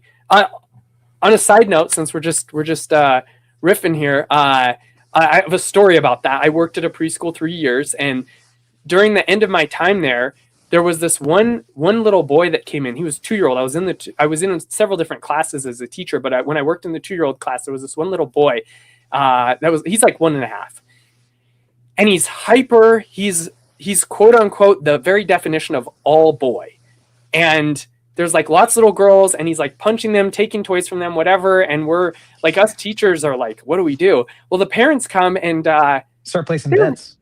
They were very nice, but they were like hippie leftists in Portland, and they would do the like he's punching them kind of thing, and they're like, I can see that you're angry right now. And it's like, and you're expressing your anger. What if you used your words? I'm 1.5 years old. I don't have words. Like, no. So I made a point that I was going to discipline him. And I was like, I like this kid. He's like a fun kid, but he's also a terror to the classroom. And so when he would do something wrong, he's not regulated in any way. No regulation because his parents don't offer him any. I would say, nope, you did, in my most loving voice, but with strength, be like, no, you took your toy from a friend. We don't take toys from our friends. And so you're going to have a sit out. And so I would take him, I would set him on my lap and just hold him while the other teacher, taking care of the other kids. And I would hold him and I would say, no. And he'd go, like he's never had this happen. He's like squirm.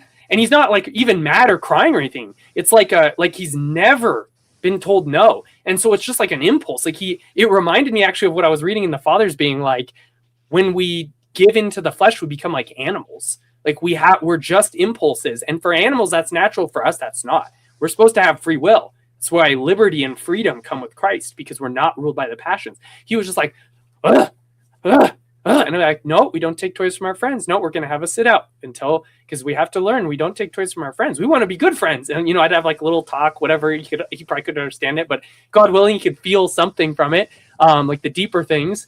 But the first couple times I did that, it was like the second or third time I let go and let him stand up to go play again.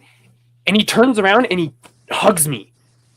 And I was like it was immediately, I was like, oh my gosh, it works. like I knew what was happening, but I was still so shocked by it because I did not expect you discipline a kid and he turns around and gives you the tightest hug. Right. 1.5 years old. It's just like, he was glued to me. He loved me. His lefty floofy parents would come in and be like, why does he like you so much? And of course you don't want to say in my head, I'm like, because I love him enough to discipline him. Yeah. Like, I don't want to be like that boomer energy of like, if you really loved him, you discipline him, like me, Coach Thaddeus. Like, I really love these inner city Well, street there's the kids. Like, temptation from the left and the right then, because yeah, the like spanking your kids, pulling out the belt, that's like nuclear option, and sometimes you got to go nuclear. Iran's going nuclear all the time for the last 30 years, anytime now.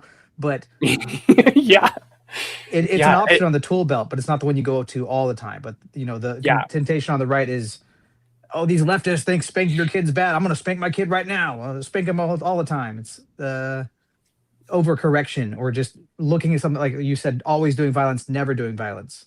Um, it's that yeah. same temptation there. Yeah, the Saint Paisios talks about how like God always hates us suffering. In Romans, similar to like if God tells us to forgive, he forgives. In Romans, when Paul tells us breathed by the Spirit, weep with those who weep. God is no hypocrite. Anytime we're weeping, even if we're weeping for like whiny reasons, our own sins, whatever, there is some level to which God weeps with us and empathizes with us. And that's wild. That's like in a world that's going to all these therapists for validation, orthodoxy is actually as validating as it could possibly be when it comes to like, are my feelings valid? Are my emotions valid? Like, yeah, you come to my therapy, I'm like, yeah, you actually, all your feelings are valid and you shouldn't even have to worry about it anymore. God says so. But not everything you do is valid. Not every response is valid. Not every way you cope with them is valid. If you're hurting because something God put in you is crying out. If you're complaining and whining, sure, you have a complainer whiner problem. Let's work on that. But like even then, that traces back to some valid desire that's in your heart. So everything is valid, but then some things need cured, some things need addressed. You need to stop being a whiner. Like, and there's, little small steps towards that. Whining is a passion. Like if you're a complainer, it's a tough passion to overcome, but it can be. We have the tools. We have the technology. We can rebuild him and have a new man. We got more than two nuts. Yeah, we have a whole the nut merit of the saints. The overabundance of nuts. Yeah, let's have the right imagery in our mind of the right nuts here. Who is it? Saint Gabriel, who like would throw nuts at people during liturgy? I think it's Saint. He might. I don't know. I think Saint Theophil was the fool for Christ that did that. Yeah, threw acorns at people from the front during the liturgy. I recommend everyone try that. No, wait, never mind. Yeah, this is good therapy.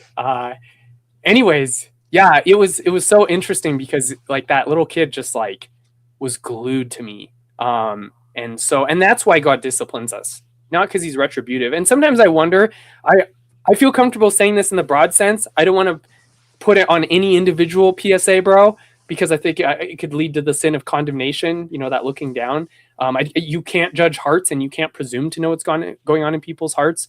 We should rarely ever call someone prideful, even though we can talk about pride, because that's God's territory. Man looks at outward appearance, but God looks at the heart, 1 Samuel says. And so if I presume I see the heart, risky territory. However, I suspect that a lot of people who are really doubling down on PSA, at least some of them, I feel safe and comfortable saying that, Lord have mercy on them, is because that's how they are. We all project ourselves onto God. And God has to prove to us. He does. He goes to great lengths to prove to us through the cross, through the saints, through the church, through the people we meet, through a good priest, that he's not like that. If we start thanking him, we start to see every day. Like if God was, we think, oh, God's going to zap me and get me for all my sins. It's like, if he was that kind of God, he would have blotted you out of existence a long time ago. Let's be real. If you don't realize that, you haven't even begun to look at your own sins. Like, I still have depths I haven't seen, but thank God I see that a little. Like if you look at your own sins, you start to realize God would have blotted me out a long time ago. I've done selfish, evil, hurt people, looked at bad stuff on the internet, done a lot of weed, like back in my day. I've done more than enough that if God was going to blot me out, he would have done it a long time ago. And so if you're actually repenting, it actually leads to peace. It actually leads to trust. It leads to thankfulness. But otherwise, you're going to just make God in your image. The only way that you don't make him in your image is if you are introduced to who he actually is. Otherwise, you think that, like, if you're an egotistical pastor on a stage who likes attention from people and likes gratification, you think God's like that. We're all here to sing songs and tell God how awesome he is. Wow, pastor, the way you love God is so awesome. Like, you know, if we're like some sex starved person, or sex loving person, some compliant horn dog, like we start a sex cult. Like, you know, we make God in our image. And Lamont, that's where most cults go anyways. And yeah, all these things you're saying, it's you become like what you worship. The guy who worships a god that wants all the praise and just wants he's an egotistical maniac. There he is. The guy who believes in the PSA demon, like he's not merciful. Jeremy Kipper's asking, why did the saint throw nuts at people? And my understanding is that he was waking people up out of their complacency. yeah. I do a video on the Holy Fools on my YouTube channel that is like a deep dive into answering this, because it's a huge question, because it is the Holy Fools are really confusing. The simple version is, I always give this example. The Holy Fool is someone who the biggest passion that they're fighting, and I think this is like oversimplifying it, but it'll convey the concept. I'm not saying like literally every Holy Fool, this is literally the highest passion, but the passion that can tempt them is vainglory. If you work miracles for someone, you will be tempted to think awesome of yourself. No matter how holy you are, the demons will absolutely tempt you. If you pray for someone and they're healed, you're going to be tempted. I absolutely would.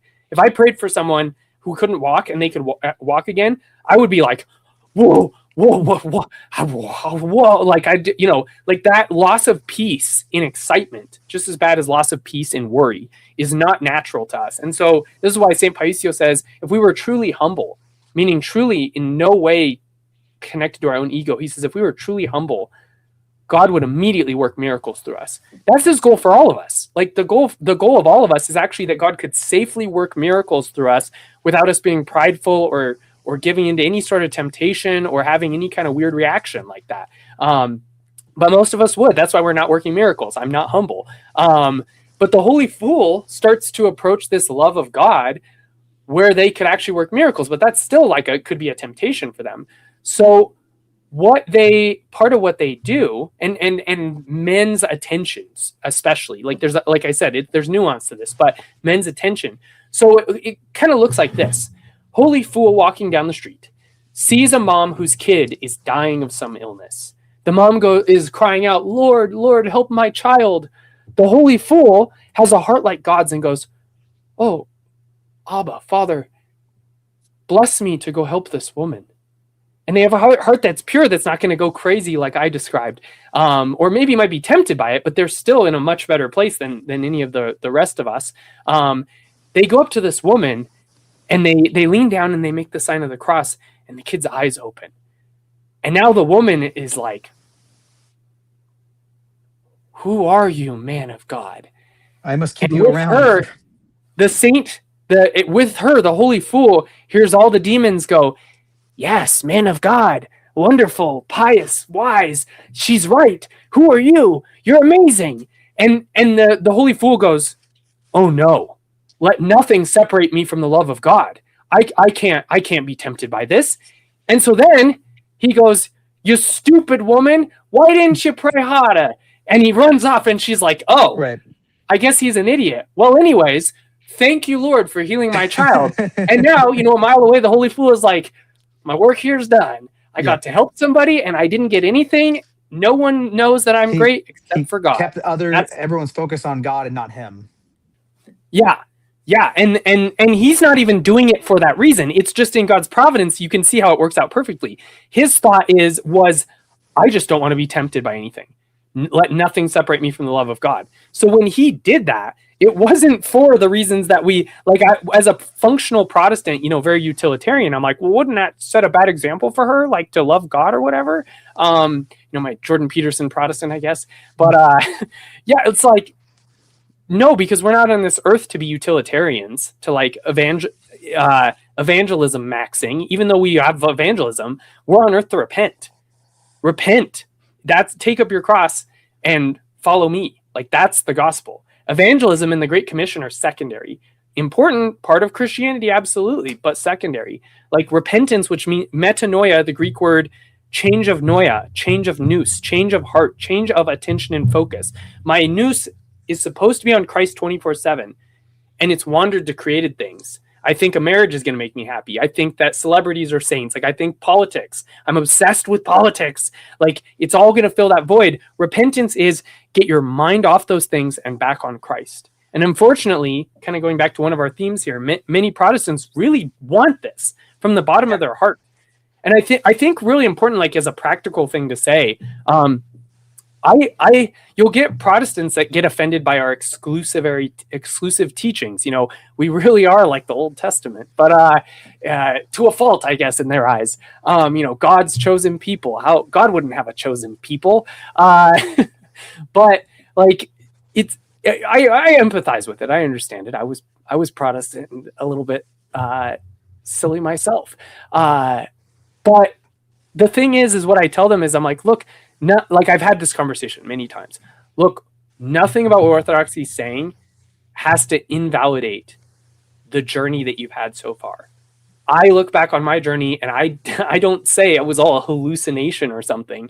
I was a friend of Christ as a Protestant, not a good friend, really crappy friend, but to some degree I was in pursuit of Christ and there was some kind of real encounter with him. But what I was not was the bride of Christ. I did not have deep intimacy with him.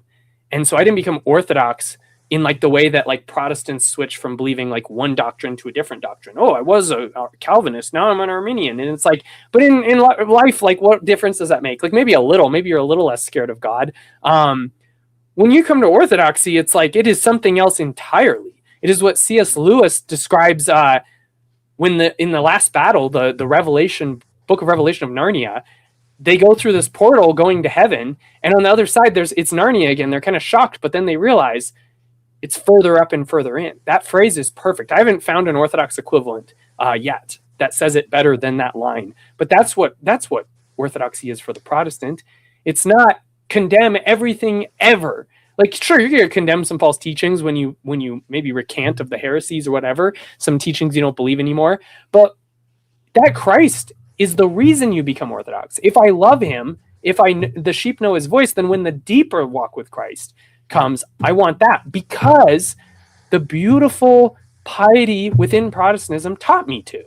So I think it's important to tell people that it's like what you really want to appeal to is not, and there's a time for it. Like you can point out sola scriptura is contradictory, all these problems that there are. But the main thing I think that actually changes people's minds, because humans aren't computers.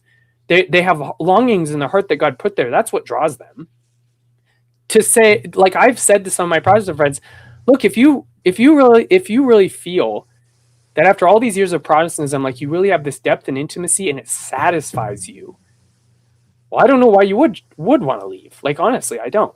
But I will tell you that me, and always really key, always speak subjectively. Me, what I want, because then it gives them that room to like be honest with themselves and take it or leave it, and not experience as much cognitive dissonance.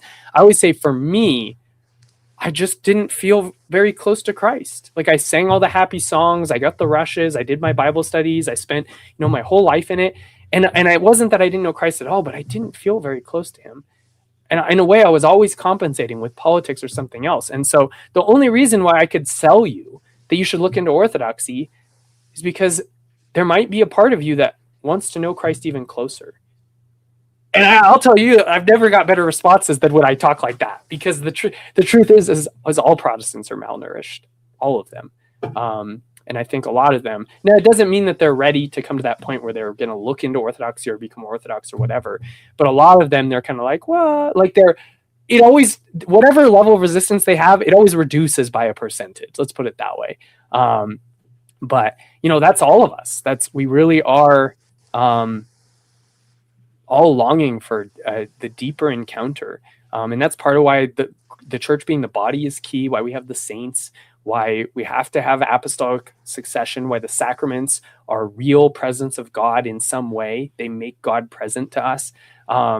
That's the thing that only Orthodoxy has. Like the sacraments are great. I've had a conversation with my parents a while back. My parents are Protestant. They love Orthodoxy. My mom has said if God tells me to be Orthodox, we'll become Orthodox. And I'm like, hey, that's good enough for me. I literally couldn't ask you for more than that. But I was having this epiphany after a conversation a couple of months ago that, like, I talk to them all the time about, like, Orthodox spirituality, meaning like the way you accept all things from God and you glorify God in your suffering and you guide your thoughts, and all the things I talk about in my coaching, like, really it's the exact same stuff. The way that the spiritual life addresses fear and OCD and all this different stuff. I have those talks with them, and they like are agreeing more and more, and they love it, and they like it's. C.S. Lewis thought this way too. He was kind of like the pinnacle of Protestant and Anglican, that whole realm of spirituality, because he read the Fathers. That's part of how he knew. He attended Orthodox liturgy too. Yeah, I heard that he had attended. So he, like, to that degree he gets it. But I also realized, like, I was talking to my mom, and I realized that for them that's kind of the end, and that's Orthodoxy. Orthodoxy is this, like, right.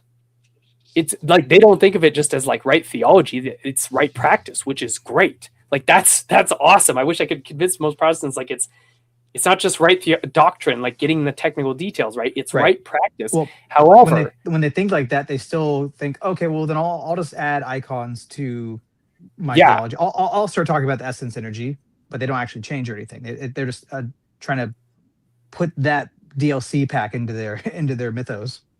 Yeah, and it goes what it is deeper than that. I don't know a better word. It's ontological. It is real. It is not a belief. It is more than that. But it's not just a method. It's more than that. It is ontological. There is something real and physical that happens through a priest, connected to a bishop, connected to bishops, all the way back to the apostles, connected to Christ, that is absolutely key and real.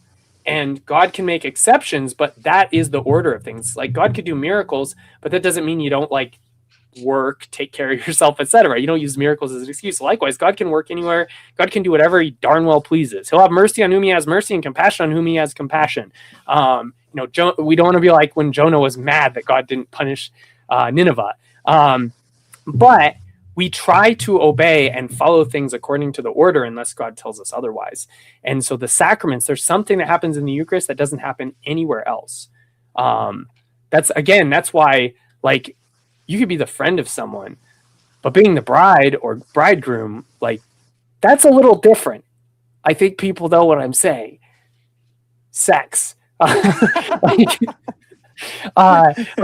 very different, and it's you get into this is like a whole can of worms. I don't even think I'm comfortable talking about it. I like talk about it sometimes, but there's some, and I'm a single guy, so I shouldn't even know this stuff. How do I know anything about? How do I know that sex exists? But it's there's the theology of the Trinity is reflected in sexuality, and not only that, but the Eucharist is the consummation of our marriage to each other. And I mean, Song of Solomon is weirder than anything I'm saying. So, like, that's, I could throw that out there to justify myself. But like the Eucharist is the consummation of our marriage. I tell that to Protestants sometimes if they're offended by closed communion. I'm like, look, this isn't just communion with Christ. This is communion with each other. So, like, you are welcome to come to the table. You just have to do it, like, in the fullness of it. And no one is barred communion in like a technical way. You just can't have it on demand. None of us can. But you join with us, one faith, live the life with us, spend time with us, like get to know everything that we are. That's called marriage. You do all that, you get to marry someone and then sleep with them. Like, you want to consummate the marriage with us? Yeah, go right ahead. Go through the process you would go through. Just like if you want to sleep with somebody, go through the process and you can sleep with them. Like, it's the same with us. This isn't like Christ is present in a body. We're that body. If you think you're that body, that's fine. But, like, you can't just tell us we have to think like you any more than we're demanding you think like us. It's like you have to turn the relativism back on itself. But like, it is the consummation of our marriage that's happening in the Eucharist. We have an intimacy with each other as Orthodox Christians that also doesn't exist anywhere on the earth. We are the fulfillment of the dream of socialism and communism and every commune that's existed and every cult. We are what those people want. That's why These people are always all the isms are people seeking Christ without realizing what they're seeking. Yes. Yeah, that's the big Achilles heel in my mind with nihilism. It has lots of problems, the transcendental argument, whatever. But the real big problem with it is that even if a person says they create their own meaning, like I was saying earlier, they always make it out of existing desires. Right. And they can act like the inherent, like probably going back to tag, like say, I know atheists that say there's no such thing as meaning, therefore we can make up whatever meaning we want. Like, no, that's not how truth claims works. Let's go back to the first part. There is no meaning. The meaning you would make up would also be meaningless. You can't escape the ontology. Yeah, and that's all meaning is meaningless.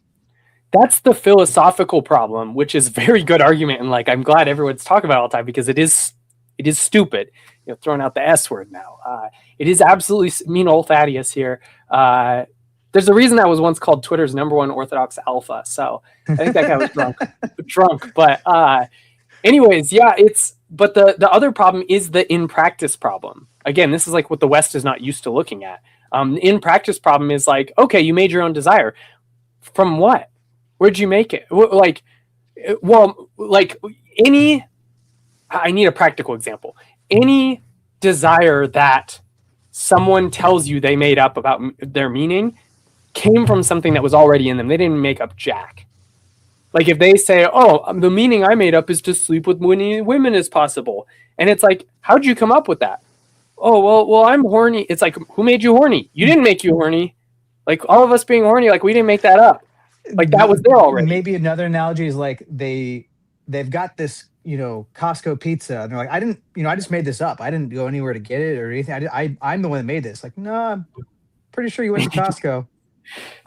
Chat saying earlier when we were talking about the DLC packs of like Essence Energy and Icons, Coach Mistigan said the DLC packs ease parish level exhaustions in the convert influx. I think it's a good point. And my criticism wasn't that them taking the DLC packs is wrong in and of itself. It becomes that when they stay at the level of the DLC packs are sufficient, and not even getting to the level of them trying to add essence energy distinction into their theology when they hold things in their theology that are contradictory with it. It doesn't really mesh. But like if you have a board game and you have like the base set and you have all these, you got your Catan set and you've got the Sailors set and you've got the Knights set or whatever. Those sets need the base set to actually be able to play and function. So these people are, they're getting the DLC pack. Like, yeah, that's a great DLC pack. You need that. That's part of orthodoxy, but they actually can't get it to function because they don't have the base set. Yeah. You don't realize what you're making is a Frankenstein monster.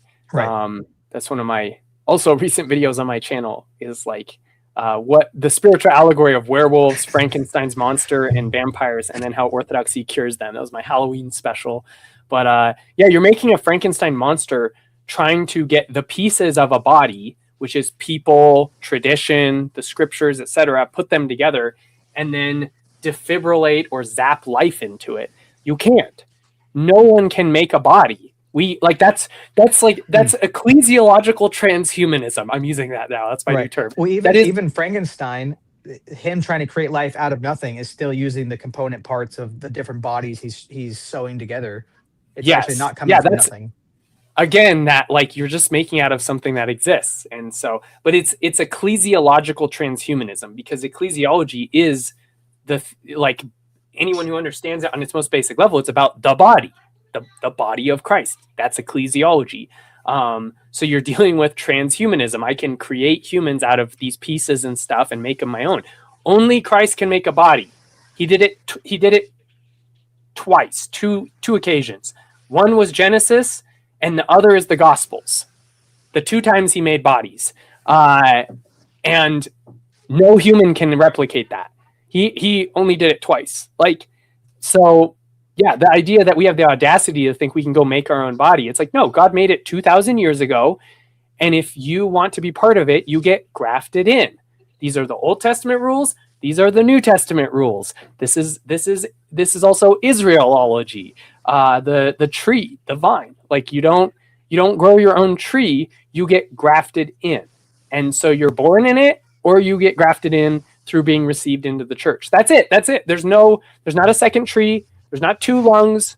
Like none of that nonsense. Like that is the ecclesiology that we've had since the law was delivered to Moses. Like it's never changed. So yeah. So a body is all or nothing. Like it is like the whole. So yeah, you can't cut a piece off and go, I'll add this finger as a DLC. Right. Sixth finger unlocked. I can have a third eye. Yeah, it doesn't work that way. So I think C.S. Lewis, I can't remember which book, but he talks about ideology. Is like if Christianity, if true belief, if true doctrine is a tree, ideology is somebody cutting off a branch and saying this is the tree. Yeah. Again, that's why Christ is that centerpiece of literally everything. Like you take him out, and everything it becomes a black hole. It's like the allegory I use a lot is there's a sinkhole in your heart, and it's infinite. And like I already talked about, like the infinite God goes in that infinite hole and he fills it. And if he's not in that infinite hole, we take all these beautiful created things and we go, well, I feel happiness from this, and the hole says, I demand happiness. So we push it all in there, and it goes and disappears and is destroyed. All these sacrifices that do nothing. Only God can go in and fill that hole. And then we can actually set all those other things on top, right, and receive like additional joy, which is God's will. The Father desires the kingdom of heaven. Gifts. Seek first the kingdom of heaven, and all these things will be added to you. Yes. Yeah, exactly. One thing is needful, as Christ says to Mary and Martha. So, yeah, it changes everything. But again, like there's that empathy that I have for Protestants coming from that world being like, you don't know. But yeah, that's like why so many people are addicted to politics, because if you don't have God filling the needs of your heart, you're pushing something else in that hole. And so for a lot of people that becomes politics. Left or right doesn't matter. It doesn't, whether you're right or wrong, or right or left, whether you're correct or incorrect, is secondary. Like that, God's not going to judge you by that. It's not that that's not correlated. Evil people tend to find errors useful, and people who love truth and goodness tend to have more truth. But that's not what God's going to judge by. God's going to judge by the direction of your heart. Did it move towards the true, the good, the beautiful, or did it move towards itself? And there's no other standard. There's no other spiritual forces in the universe. They're all under those two categories: either other centrism, meaning Christ and other people, or self-centrism. That's it. That's like all spiritual warfare. That's pride and humility, the two concepts right there. Like, love God, love your neighbor, or self-love, which is always a pejorative in the fathers. Like there's no such, it's an ironic term, because love is a person-to-person spiritual dynamic. So to take that like wire that you have that's meant to be wired to someone else, and they have their wire towards you, and you take that and you plug it into yourself, that's unnatural. Like it isn't love. But you live as if you are the thing that you would give love to back to yourself. It's like a priesthood is like being a power strip. I love this goofy allegory. Priesthood's like being a power strip, and all of creation, all the animals, everyone comes to you, and they should receive power. But where do you get power? You plug into the wall outlet. The wall outlet is Christ. And then through God, power comes to you and is given to others. Pride, Luciferian pride, is the power strip plugged into itself. And the devil's like, plug a power strip into itself. Infinite power. Like, infinite power hack. And worse, what actually happens is worse than what happens in the technical sense. Anything that makes the mistake of plugging into you gets drained. Like that's what actually happens. Everything gets sacrificed that makes the mistake of communing with the evil and selfish and prideful man and narcissist. Are you still talking about sex? Always. Secretly, always. Everything's an innuendo. Yes.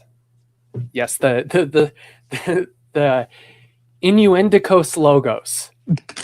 behind everything is a innuendo. So that's like, I half believe that theologically, since since this, like, sexuality is what the Father, now this has suddenly become serious. I guess I'm going with it. The fathers say that the way that Adam and Eve would have reproduced was not sexuality. It would have been something else. And then people hear that and go, "Oh, so sex is evil?" No, but sex is a backup plan. God, I know some of the fathers talk about this. I just don't remember which ones, but I know at least one of them talks about how God made sex pleasurable so man would have an incentive to do it, because he didn't like goodness on its own merit anymore, since he didn't have God like fueling the love of goodness. So it's pleasurable as like a backup thing to get man to reproduce, but God's goal is for him to not be driven by that anymore. And so that's why even Joachim and Anna were said to have like this special intimacy with each other, that they sex that wasn't actually passionate in any way, that produced the Theotokos. And this becomes the Immaculate Conception doctrine in Catholicism, which just goes too far and adds a lot more legal thinking to it and creates all these problems. But we do have, like, the seed came from actual Orthodox patristic theology. And so passionless sexuality, basically, but not passionless in like the good sense, in the Orthodox sense, of course. Are you saying that Adam and Eve would have reproduced by like budding? Who knows? I think whatever the answer is not only a mystery in that we don't know it. I think it's a mystery in the incomprehensible. Like, we don't grasp what it would have been. We couldn't grasp what it would have been. But it is like that intimacy. So you could say that sexuality is an icon of that mystery intimacy, the mystery flavor of human reproduction. And then that is an icon of God. Like, that is an icon of the love within the Trinity. And so in the next life, we won't have marriage, we won't have sexuality. And then some people are like, downgrade. It's like, no, upgrade, better, higher. It's you're going to have an intimacy that satisfies you even more. And so, yeah, so that's the implications. And it doesn't make sex evil or sinful in essence. It doesn't make, you could argue it makes it innately dangerous, but the more beautiful and powerful anything is, the more it is a temptation to become a passion, the stronger the desire is. Like, marriage is such a valid and beautiful thing, but marriage idolatry is about as bad as like lust. You know, people, women, especially, more often statistically women, but lots of us men, I'm one of these guys who are like romantics, and like, you know, it's absolutely an idol. Like, I like the idea, especially when I was Protestant, before God started to like satisfy my heart a little bit in Orthodoxy. But even now it's still a struggle. Like, the idea that, like, man, if I just had a woman to make happy, everything would be suddenly beautiful and good in life. And it's like, what? Kinda, but kinda also not. But like that I feel, the longer I'm Orthodox, the more I'm like, this is why I'm single at 35. Like, I mean, besides being like sinful and retarded and all the like more obvious reasons, it's also the fact that, like, if God had brought, and I'm not saying I'm going to have a wife at any point, like, it's in God's hands. He knows what's best. The longer time goes on, the more I trust him. I should be getting more worried, right? Like, I'm 35, it should be worse, but instead I have more peace. But the more that I have, time has gone on, the more I realize if I had a spouse at any point, I would have destroyed it by being codependent. I would have destroyed it because it is so deeply in my heart to have that, because I desire it so much. And that's another huge danger of Protestantism, is that because they're focused on like the legal layer rather than like the passions and the pride at the core, the illness, they think like, well, marriage is good, so why wouldn't I watch like way too many Disney movies and fantasize about having a spouse and expect that to make me happy? Which is what anyone who's been to like a Bible college like I have, like, it's a joke at every Bible college for a reason. Multnomah Bridal College, that's what they called Multnomah Bible College where I went. And so definitely a Protestant trend to like get young people married as quickly as possible. Like, I remember being 15 at like the Protestant summer camp, and they were talking about like, always have a short engagement, because you're going to want to have sex like right now, so have like a 2-month engagement. Yeah, which is super super legalistic too, where it's like if I have sex in 2 months, but I didn't have the ceremony, or I have sex in 2 months and I did have the ceremony like right before, how much real difference is that? Like if you like you're being legalistic if you think that that like makes a huge difference, unless you have sacraments, which they don't. But it's like that's not actually what the problem is. The problem is you don't have self control. You don't have like a love of Christ that guardrails your passions in and is like, no, you're not the boss of me anymore, horniness. And so like, yeah, they're just like, oh, well, this passion wants to dominate you, so just figure out how to find the legal loophole. Again, it's like the like we got God, like Yep. they're Like, not I'm trying to do that, powerless. but that's what it is. It's a total lack of spirit of the law and total reliance on letter of the law. Just make sure you have the ceremony before you sleep together. It's like no, like if you fall, you'll have good repentance. Like yeah, fight, but don't like shorten it unwisely. Like it would be better to have it, 4 months out, I accidentally sleep with them, and then 2 months later I get married, versus 2 months out I got married so I could have sex in 2 months. Like you're actually better in the first scenario, like where you fought longer and then you had to be humbled by repentance. You're actually better in that scenario. So now if you don't fight at all, like, well, that's different. Yeah, you got to be fighting. That's why the Saints always boil it down. I talk about this so much in my coaching, pretty much everywhere I can, because it's a lot of us are converts from Western legalism. But like the struggle is the one thing that you have to have. And if you struggled, like St. Paisios says, if you go spend your life struggling, even with lots of falls, he says you'll go to heaven with your shoes on, almost like not only like you go to heaven, you'll go with dignity, just by being a struggler. And so saints say that over and over and over and over again. And most of the time we go to two extremes. Either we black pill because we struggle, but we don't get the results that we want, which means that we may not even be struggling rightly. We might be struggling by like building our own if passion. we got the results we wanted that we think are good, they'd be to our own detriment. Yeah, absolutely. We'd turn into Pharisees. I can follow the law, even though we probably would be messing it up just like they did, but they followed the law better than anybody else. That's really key. Even though they still were hypocrites.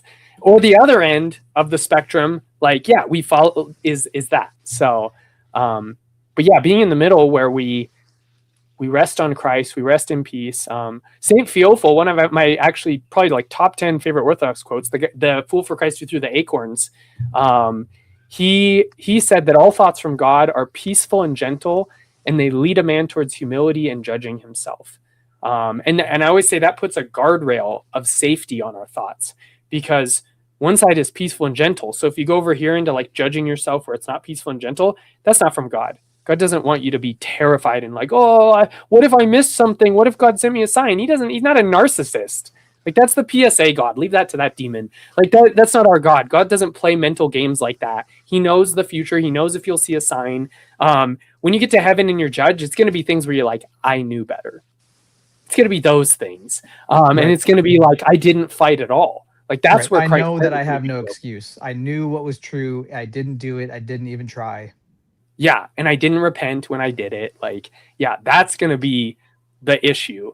But the other side is judgment and humility and judging yourself.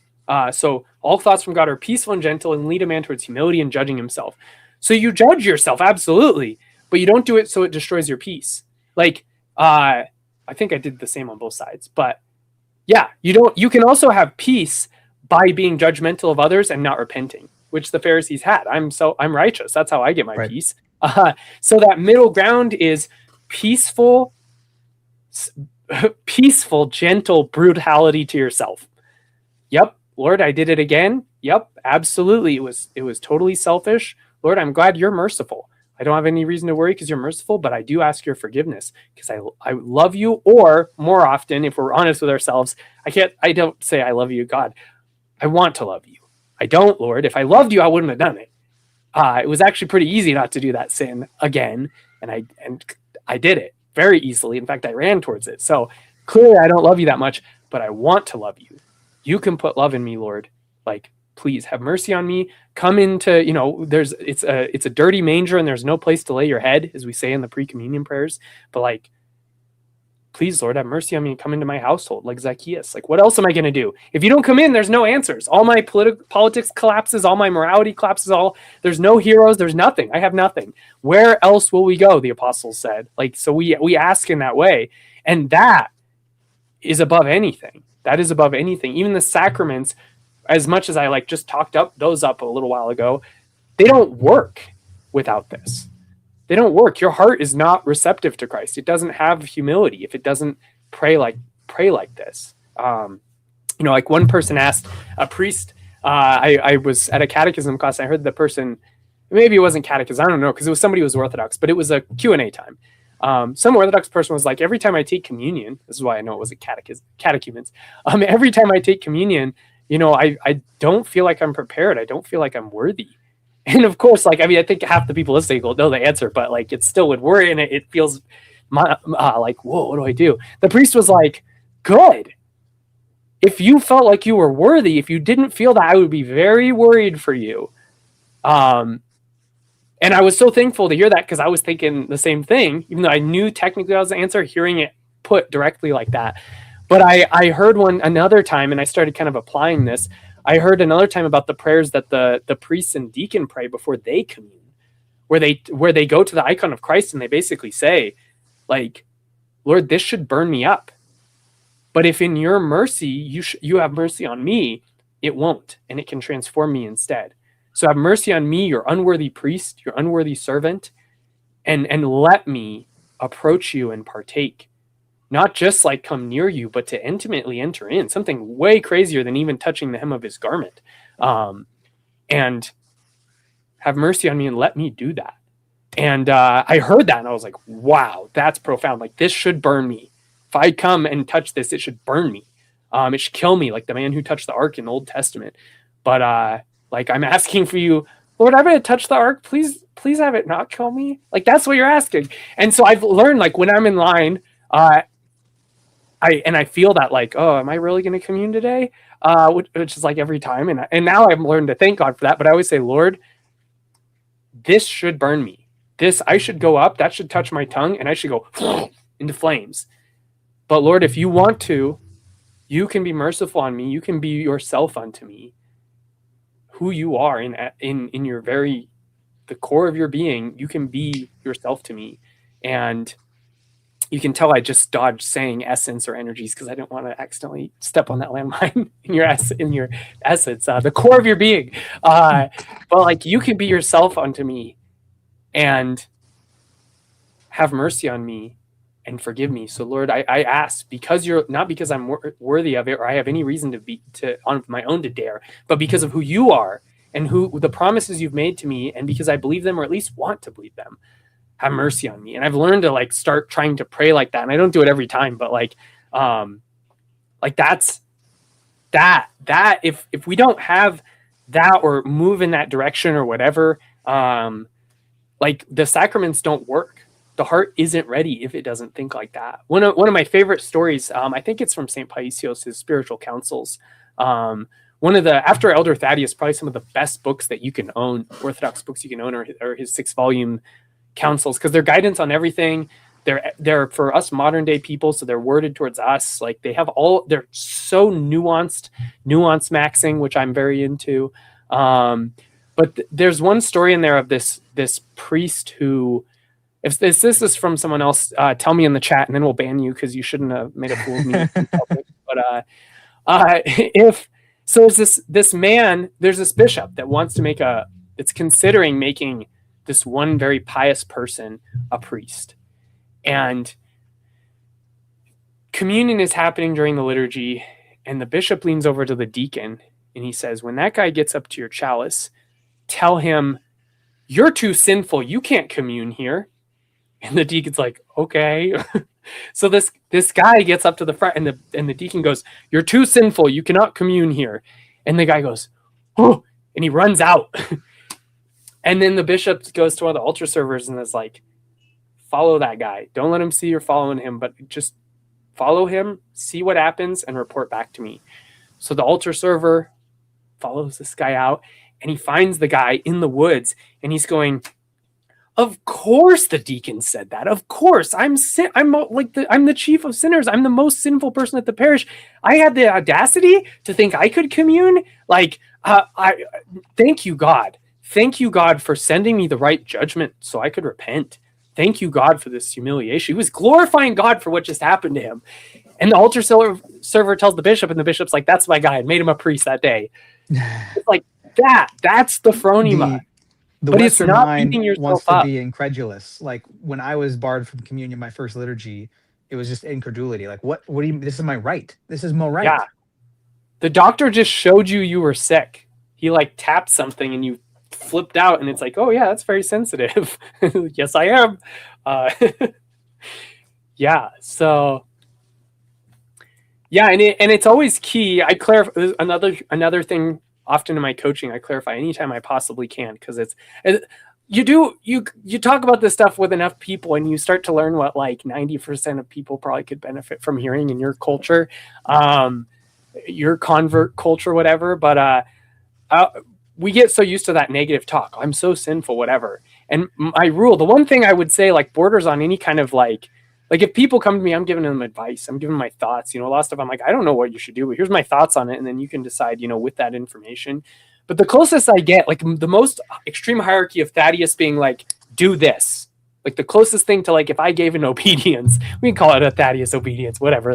That's good for my ego. But it's never, ever say anything negative about yourself without ending it with hope in Christ. I can't drive it home enough, because negative stuff is actually like crucifixion. Is it good? Like if I take a human and I crucify them, is that good for them?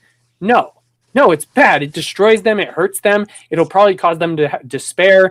They might come to Christ. They might not. Sorry. Like the Saw movies, Jigsaw, like torture people so that they become better people. Like it doesn't work in that movie. He thinks that, well, that's like his whole thing. Yeah, it's that's not how we work. We use a little bit of that in God's providence when we like certain ways that's been revealed in the church, like discipline. Like a priest sometimes give penances. A parent sometimes disciplines, like we already talked about. Like there's little exceptions, but generally we lean towards mercy. We're very biased towards mercy as part of our Orthodox mindset or Orthodox phronema.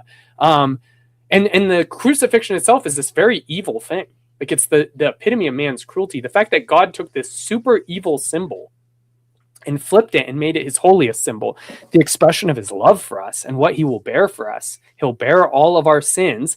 Again, PSA bros, like think about that for a second. What does it mean for God to bear all our sins? It's not penal. It's literal. When someone does evil to you and you say, God, forgive them, you're bearing their sins. And all the stuff we did to Christ, all of the crucifixion and the stuff I do to him every day, he's bearing my sins. He could not bear them and punish me and be retributive, but he's not. He's merciful.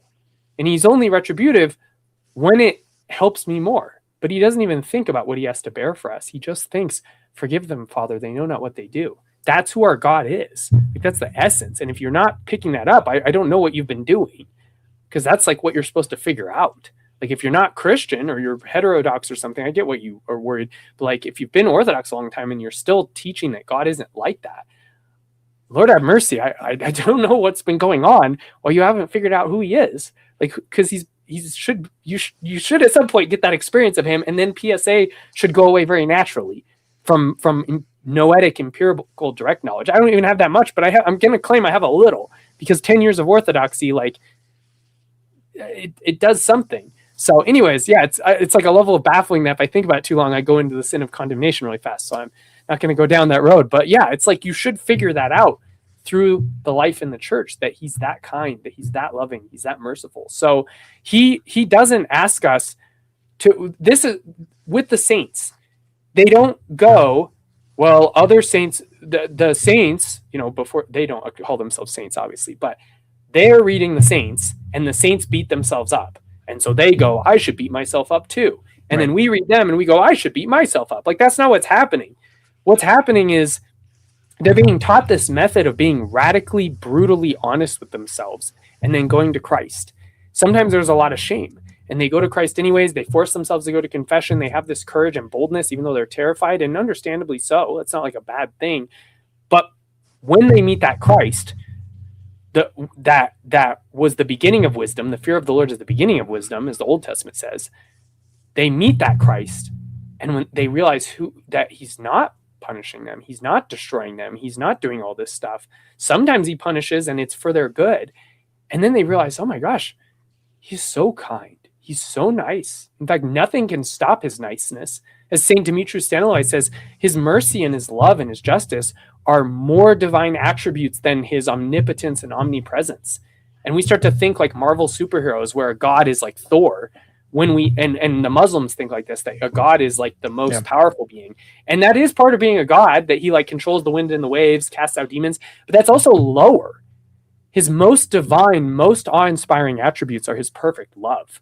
And this is why even an atheist, as much as they say, oh, survival of the fittest is what drives society, they don't celebrate survival of the fittest. They still call that a villain, like us Christians do. They also don't even look at it as a virtue. Like they still 99% of them think Christian virtue, Christian ethics are correct. They still think, taking care of the widow, the orphan, that, they try to get around, but we've just evolved to have group cohesion, to help each other. Like the famous atheist Nietzsche said, stop culturally appropriating us Christians. Right. He's like the will to power. He's like one of the few honest ones.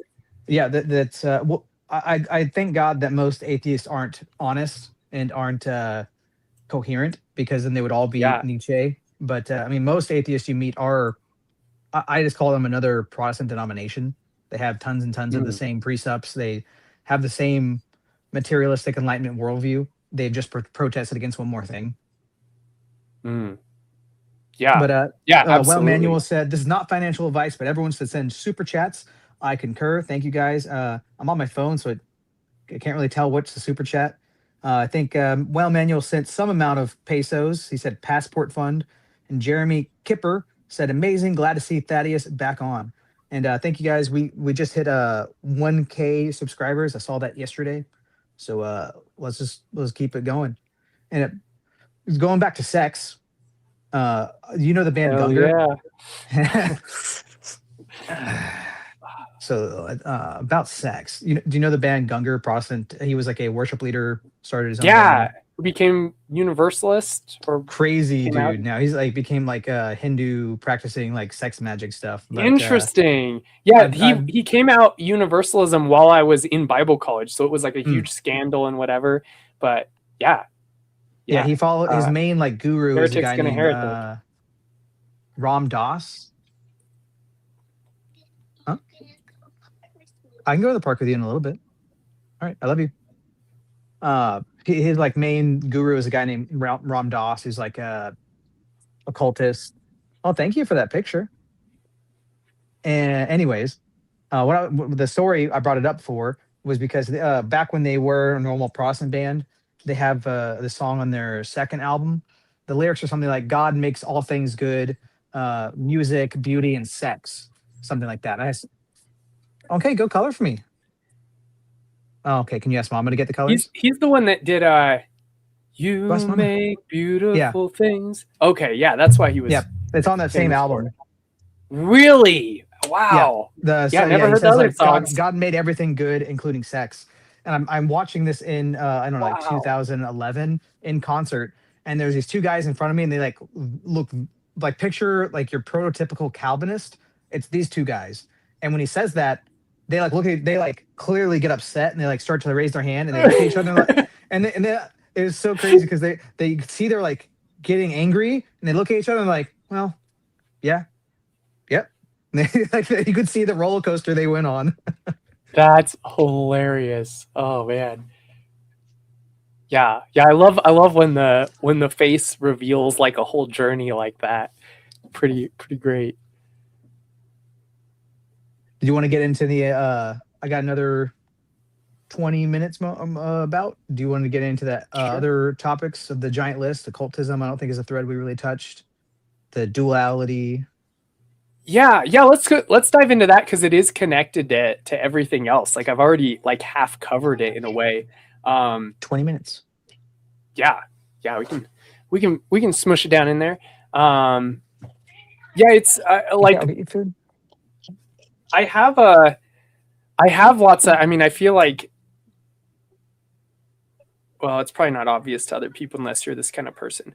My phone has all these like talks on it where I just like give little talks to myself. The occult union of opposites. I recorded a couple times. I taught Sunday school when I like worked really hard on it. So only a couple times because I don't usually work hard on it. Are we going to listen Yeah, to one? how doubt actually is good evidence for orthodoxy. The free will problem. Yeah, a lot of these little talks. I'm thinking about like uploading some of the better ones to my Patreon, so people can like just as because people support me on Patreon, they don't get any benefits. I don't like putting things behind a paywall. I very much appreciate my Patreon supporters, but these might be good for that because they're not like I'm the tortured artist who's like I can only make videos on my channel if they're perfect, which is why I started to have live streaming because I'm also too lazy to make things perfect. So streaming is like the backup where I'm like, oh, these don't have to be perfect. Anyways, but the one I did recently was on this occult union of opposites. And it's a huge focus of it is on the Hegelian dialectic. Because the Hegelian dialectic is the thesis, the like current thing. And then this rebellion that happens, this opposite, the antithesis, the antithesis. And then they come together and they clash, and this new thing comes out, the synthesis, the synthesis. And this is part of the ideology that drives like socialism and communism. Like the parties clashing and creating a revolution is a good thing. This is very much anyone who knows Father Seraphim Rose. This is the revolutionary spirit, and it's tough because there's some truth to this. There is truth to it. The clash of opposites. It is basic wisdom that you look at the left wing and the right wing and you go, they're both crazy. So the truth might be somewhere in the middle. That's the good side of this. Again, there's a good side of everything, but the Hegelian dialectic normalizes this and makes it exhaustive. Like, yeah, and you'll just constantly make these two things clash with each other and the new thing will rise. And society moves infinitely towards perfection, but never arrives there is kind of like what's implied. But the reality is, and anyone who's seen like who's watched whatever category you want to look at, politics or church divisions or whatever, study Protestant denominational history, you'll see this out the wazoo. The pendulum. Dune said it best. Frank Herbert, in every revolution is the seeds of its own demise. This is what actually happens. And so even though it is a very useful method to look at the two extremes and go, okay, well, the truth is somewhere in the middle of these. The problem is it'll never find the truth. Not in itself. With orthodoxy, the difference between orthodoxy and the Hegelian dialectic is because, I love this line from the liturgy, because we have seen the true light, we have received the heavenly spirit, we've found the true faith, worshiping the undivided Trinity who has saved us. Because of that, we just get to cheat. We just start with the truth. Like, what an idea. Just start with the truth. In fact, you can be friends with the truth. You be friends with the truth, and then you don't need a Hegelian dialectic. You have the truth. And of course, I don't possess the truth. Like, I'm not true human yet, so I'm not in communion, but I'm moving towards the truth perpetually. Whereas the revolutionary spirit, sometimes the synthesis is more evil than either of the thesis or antithesis. Like sometimes you go from like, Democrat and Republicans 100 years ago having conflicts with each other that maybe were actually productive. And now we have it in a way that's like brainwashing psyop uniparty. Right. So the Hegelian dialectic, like it has wisdom to it, but as a conclusive system, it falls apart in multiple ways. But again, if you don't have the truth, and we're back at that discussion of like, you don't know what you don't know till you don't know it. I almost got that right. Like Protestants don't know because they haven't experienced the life in the church. They don't realize, like, genuinely. It's kind of the same thing. What else would you do with the Hegelian dialectic? What else would you do but the clash of opposites? So connected to this, if you study, which you shouldn't, but I mean, a lot of us dinguses have. If you've read Jordan Peterson, then you probably already have some. Yeah, or if you watch Anthony of Westgate, probably one of the better places you could learn about it. If you study Kabbalah, if you study occult magic, theurgy, all this stuff, you always find this theme of the union of opposites. I mean, you go back to Right. yin yang, like the Tao, all this different stuff. You find this opposites thing. It's the Hegelian dialectic really comes from it. I suspect Hegel was influenced by it. But And it kind of culminates with Jung, who thinks that like Jesus yes, Christ Jung and is totally Satan in this. Yeah. are brothers. They're essentially like equal opposites. And then the goal of therapy is for us to integrate our shadow. Like our sin should be something that we accept and that makes a part of us. Have you ever read or heard of the Wheel of Time?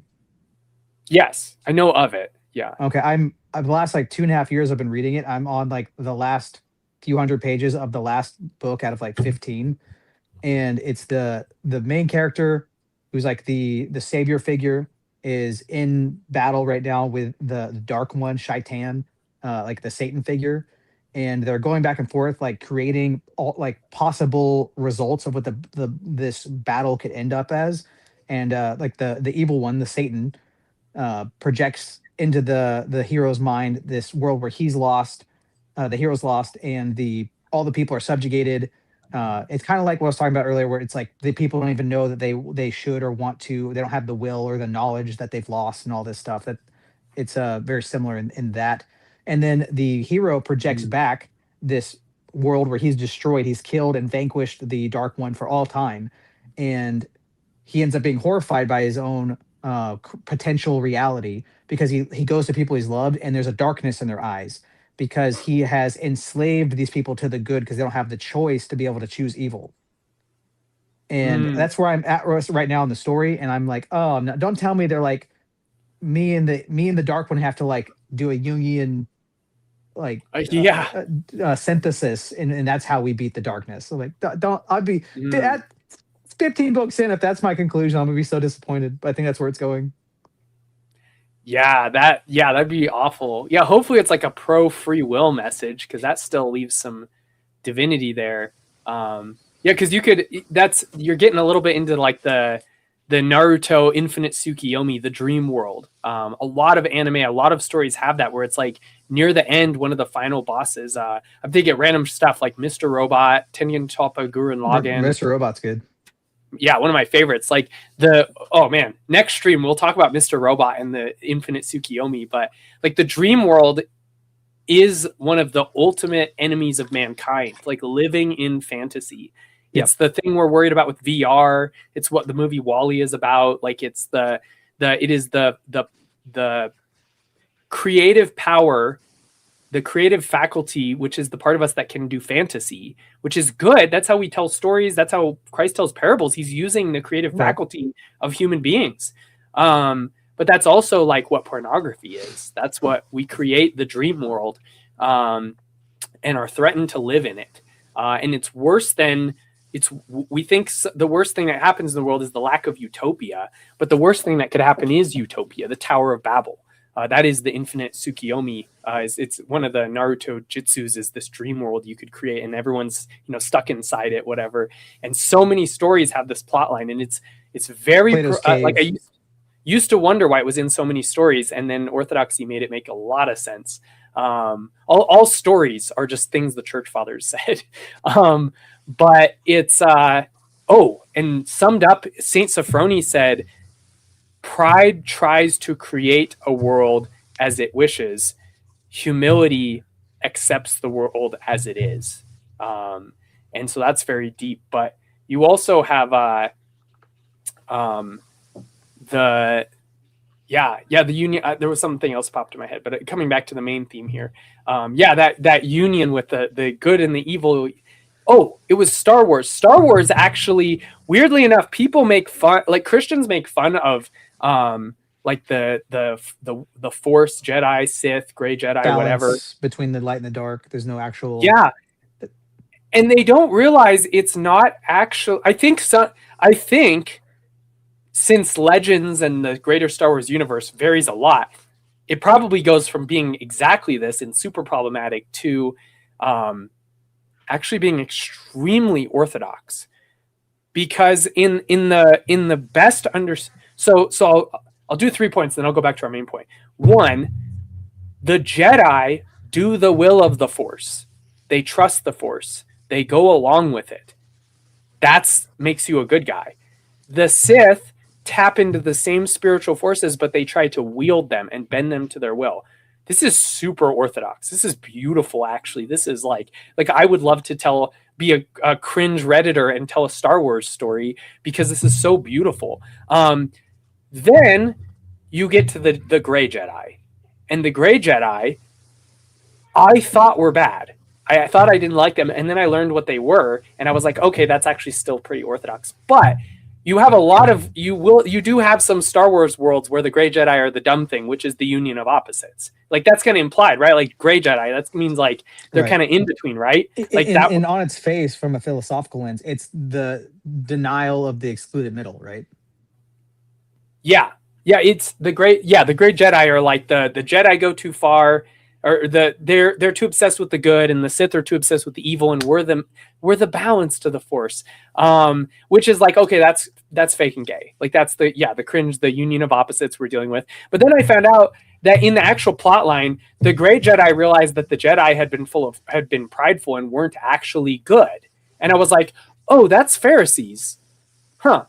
Okay, that's still really good then. Yeah, if that's the Gray Jedi, I actually do like the Gray Jedi. But yeah, there's a lot of Star Wars universe where that concept is balance to the Force. Gray Jedi is also like the union of opposites. So those are two different paths, even though they look very similar. The two ways the Gray Jedi could be understood.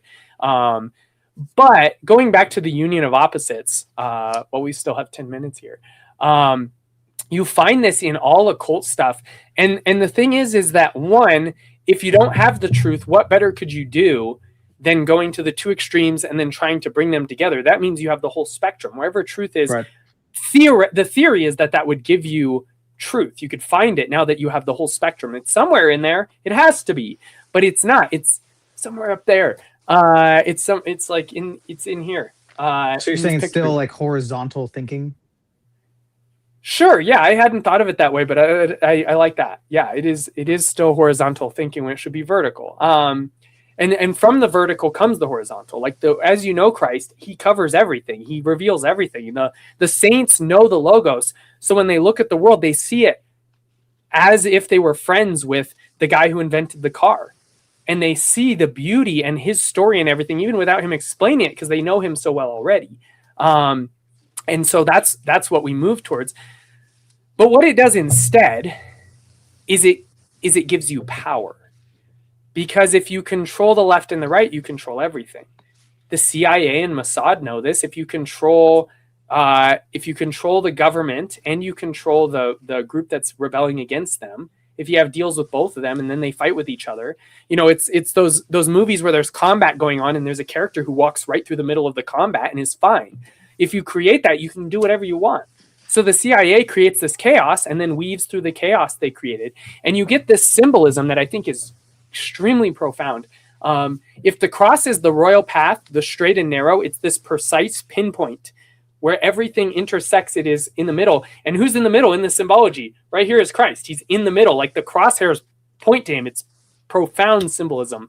The opposite symbol, if it's not straight and narrow, what is it? Well, it probably goes like this, right? Like a serpent. And what does the serpent do? It goes to the left and to the right, as Christ warned us not to do. And so it's this weaving serpent. And what this looks like in society or in a church, this is how divisions and schisms happen.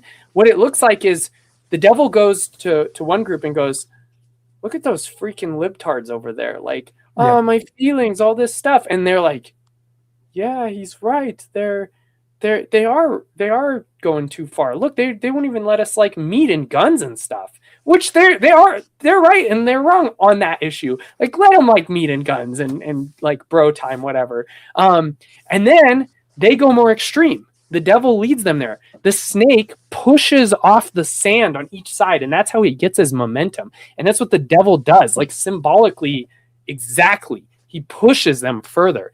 And then he goes to the other side and he goes, look, they're doubling down on their man stuff and their gun stuff and their patriarchy and all this stuff. Like, we need a place where we can talk about our feelings. Look how unsafe they are. And the left goes, yeah, and pushes this way. And he pushes them further and further out. And that's how he gets his momentum predatorily pushing on both sides like this, and he creates division, and that gives him full power and full control. The devil in the CIA psyops work the same way.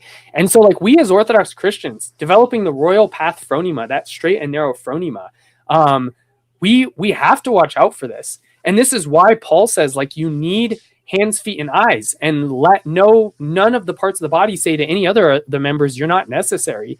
Like you need the guys at church who are the gentle, floofy guys, as much as I hate them. Like the nice people, and then you need the like alpha guys who are like don't want to talk about their feelings, but if someone comes into the church with a gun, they are going to jump on them. They're going to take them out. And then you have me that's like the perfect synthesis right in the middle. Yeah. I want to talk about art all day and make art, but I'll kick your ass. Yeah, you are the synthesis, like you are the Hegelian fulfillment. So yeah, and you also have like a lot of other types of guys. Like it's always oversimplified when we put it in those categories. It's just a good starting place. Heuristic. A heuristic is a useful oversimplification. But yeah, like that. Again, once again, this balance of opposites is true, but we don't know what the center is, and we're always guessing from our own opinions, our own feelings. Also, you don't know what the actual extremes are when you think like I just lost it. Thesis, antithesis, synthesis. It's like presuming you know what the actual limits are on either side, and that you would be able to calculate the middle. Yeah, that's why the only true knowledge of what to do in not only the big picture, because that's what we're trying to do, a big picture rule that can cover everything. The truth is every situation is different. Every trolley problem is different. And you only know what to do because you ask Christ. Like you only can navigate Christ's world as you were built to, not just like a method that's useful. This is literally you were built to be constantly in communion with the Father, constantly doing his will as Christ does. What Eve doesn't do, she should have said, Father, this makes sense to me what the serpent is saying. Does it make sense to you? No fall would have happened. That's the beginning of the fall. The end is her eating the fruit, but the beginning is that independence. That pride is that independence becoming an infection within us. And it leads to all passions, all sin, all problems, all things that politics tries to solve that it can't, or because nothing ever solves that problem. Oh, look, humans do this wrong. If we had this system, that would solve that. Oh, who's going to enact this system? Well, humans. Well, don't the humans that run X system, libertarianism, capitalism, socialism, whatever, fill in the blank. That's the problem in all politics. And all politics, because it makes an idol of whatever view it has to pretend that's not a problem, because otherwise it would be self-contradictory. But they all are self-contradictory if they're an end in themselves. And the truth is, all of them make fair points. If you support in any way the government, like we vote for someone and they micromanage people, or some version of that, or a king micromanages people, that's a somewhat socialist communistic system, an authority managing other people's rights for them. Like, all of these systems have some truth, and it might even be that each nation, it would be better if they had a slightly different system and didn't all have the same one. But this is why in Orthodoxy, we don't have to be married to these ideologies, because Christ comes in and we're like, oh, the only thing that can heal this, the only reason we're on this planet is to be friends with Christ and to learn from him. And then through him, he creates good people, and they just naturally, not because it's the solution, this world's passing away, but they just naturally create good societies because they are fixed. The problem's actually fixed. Right. You wouldn't even need any of these systems if you just address that problem. They're superfluous. They're pointless. I can see it two ways, because with all the political options, clearly if the people were healed, the politics would sort itself out. But then my mind goes the other pendulum swing of, well, if we outlawed abortion or something like that, that top-down control would produce good results in and of itself. Even if the people haven't been healed, more children will be saved. Yeah, and I think from both ends is actually the right approach. It should be a from both ends. The details of that again are what man is such a god that he could iron out all those details, because every situation, every nation, every individual is different. But I think the model we're given is a from both ends approach. Yvonne Illian in On Resistance to Evil by Force talks about that. Like you cannot heal society without a pursuit of virtue and becoming good. And if anyone enacts punishment without that, they are going to do it very badly, and they're going to just be the next layer of evil. Like I often say, a cop who is like actually sacrificial is like one of the most masculine and manly and godly people. Like I love like a noble cop who will take a bullet for the innocent. Man, there's few things in society that are more beautiful than that. And then a cop who's evil is like the most disgusting filth. And I don't usually talk about human beings like that, but they are like, they'll get some of that rage going in me. Like I want to hurt them. And I like when I watch like those YouTube videos of body cams of evil cops, I'm like, I don't know what I would do. Like, I mean, I not like I'm stronger, could attack them or whatever, but I can't say I wouldn't do anything, or that I would have the self-control, because that is disgusting, and evil. So, but yeah, again, it's like the real answer is virtue. But then Yvonne says, like, he goes back to Paul. Paul is very clear that God uses the state to heal people and punish people, etc. So when it comes to politics, like, go ahead. I think necessarily it has to be both ends, because let's say we're working. This is another. Let's finish this line. I think necessarily it has to go from both ends, because if you created the law that's Christian morality, but you didn't have any people that were healed enough or virtuous enough to uphold that law, then it's just words that are meaningless. So you need a certain level of people going towards the virtue for that virtue that's being held up as a law to even be held up. And I was thinking about this kind of thing with my wife was talking to a catechumen, and the topic of politics got brought up, and the catechumen was saying, why would I vote my conscience? This is not a Christian nation. Like, why would I force Christianity and Christian morality on other people? And my immediate, like, instinctive reaction was, oh, America's a Christian nation. Didn't think of that really before, but I like just immediately in that moment, I was like, that I'm making the decision, I'm making the declaration right now. America is a Christian nation. Because if we're saying that this is not the standard, so why should we try to reach that standard? No, that's just the standard. That's the standard. We're going to put upward pressure to move it towards that. Yeah, I think, like, summing like everything up for our last 3 hours here, it's just it's hey, Octavian, good to see you. I'm not watching the chat because I just can't do both, but I check it once in a while. Good to see everybody here. Some regulars from my Discord server I recognize. It's ultimately you can't, like Yvonne says, anyone who says it's always violence or always pacifism, like, is just ridiculous. The first and foremost principle is we don't have boxes for any of this stuff. The boxes don't work. Like, it doesn't mean we don't have principles or rules or models, like I said, but like you can't lock it up in a box and be done and concluded with it. This is the system. This is how you fight. You need to vote. Heuristic is not all encompassing. That's what makes it a heuristic. Yeah. You need to vote. You need to not vote. You need to support this. You need to have a little nuance. You need to work with the other side. Like, people put this in boxes. That out of the gate is the first and foremost problem. Why? Because that's pride. I can control it. I can figure it out. I can put it in a box. My brain will fit the whole picture inside of it adequately, that I can be judge, jury, and executioner. And we can't even do that with our own life. Even my own life, I need Christ to be helping me 24/7. Every decision I should be saying the Jesus prayer, talking to him, asking his opinion. If I'm worried about someone, pray for them. Like, that is the whole life of orthodoxy, is to, as St. Basil the Great says, that everything one does becomes prayer.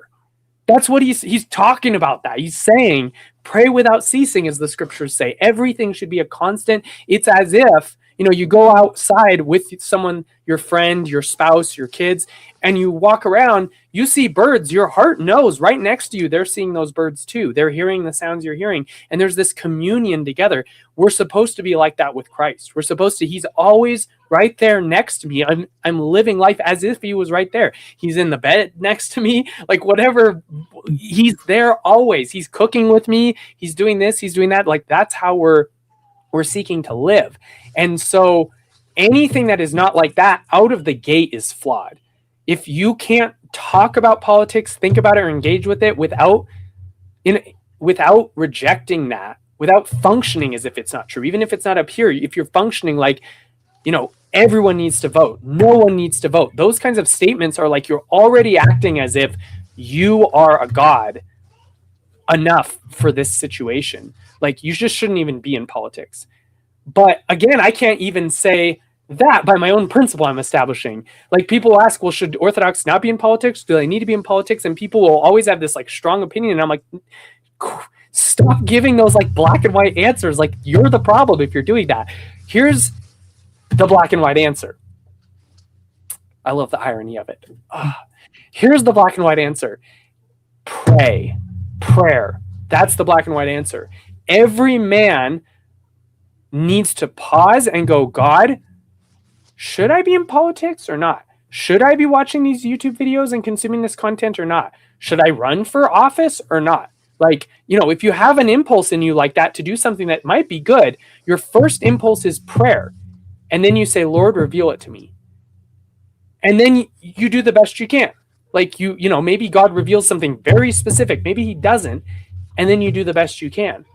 But you prayed and you did the best you can. That's what God asks of us. And then sometimes he gives us something clear and we have to obey that. But regardless, like that is the Christian life. That is how to do politics. Like you pray about everything and you try and do your best. And you presume from a place of humility that you don't have all the answers. As soon as you do that, you're the enemy. That's what's all problems that politics attempts to solve. If you come full circle with them, they come back to the fact that man thinks he can do it on his own. That's what communism is. That's what socialism is. Like all these problems we have, they come back That's to what the free market is. Problem. What was that? That's what the free market is. Yeah, that's what the free market is. So, and they all have some truth to them, but the truth is used always as the cover for the infection, which is us, not socialism. St. Paisios says it. I think he says either communism or socialism. He's like, it's actually a good idea, like in theory, but then in practice, it falls apart and it gets too extreme and whatever. You could say that about every ideology that there is, every political view there is. There's some truth to it, whatever. So, I think full circle when it comes to politics or it comes to anything, the answer in all things, and this is the conclusion of Ivan Ilyan's book, the answer in all things is communion with Christ constantly. Your friend needs help. Your friend is suicidal. Your friend is depressed. Your friend is addicted to drugs. Your friend's in a bad relationship. How are you going to help them? Do you say nothing or do you speak up? Constant question I ask myself, whatever. The answer is pray about it and do the best you can and be sure to listen in case God does help you in some way. In fact, God, by praying, God often goes with you in whatever you choose to do. He likes your will. He doesn't want you to have no will. He wants the will to be purified and under his guidance and care, but he likes that you have your own thoughts. If he wanted robots, he could have made us all Calvinists. I mean, robots. Right. It's like, it is like that simple. And then in practice, it's a lifelong struggle, as we're told by all the saints. But in the actual abstraction, it's very simple. Pray, do the best you can, and whatever results come out, say glory to God in all things. Don't even try and like read the signs. I talk about this with my clients a lot. Like I prayed, I wasn't sure what to do after I prayed, so I did the best I could, and then a bad thing happened.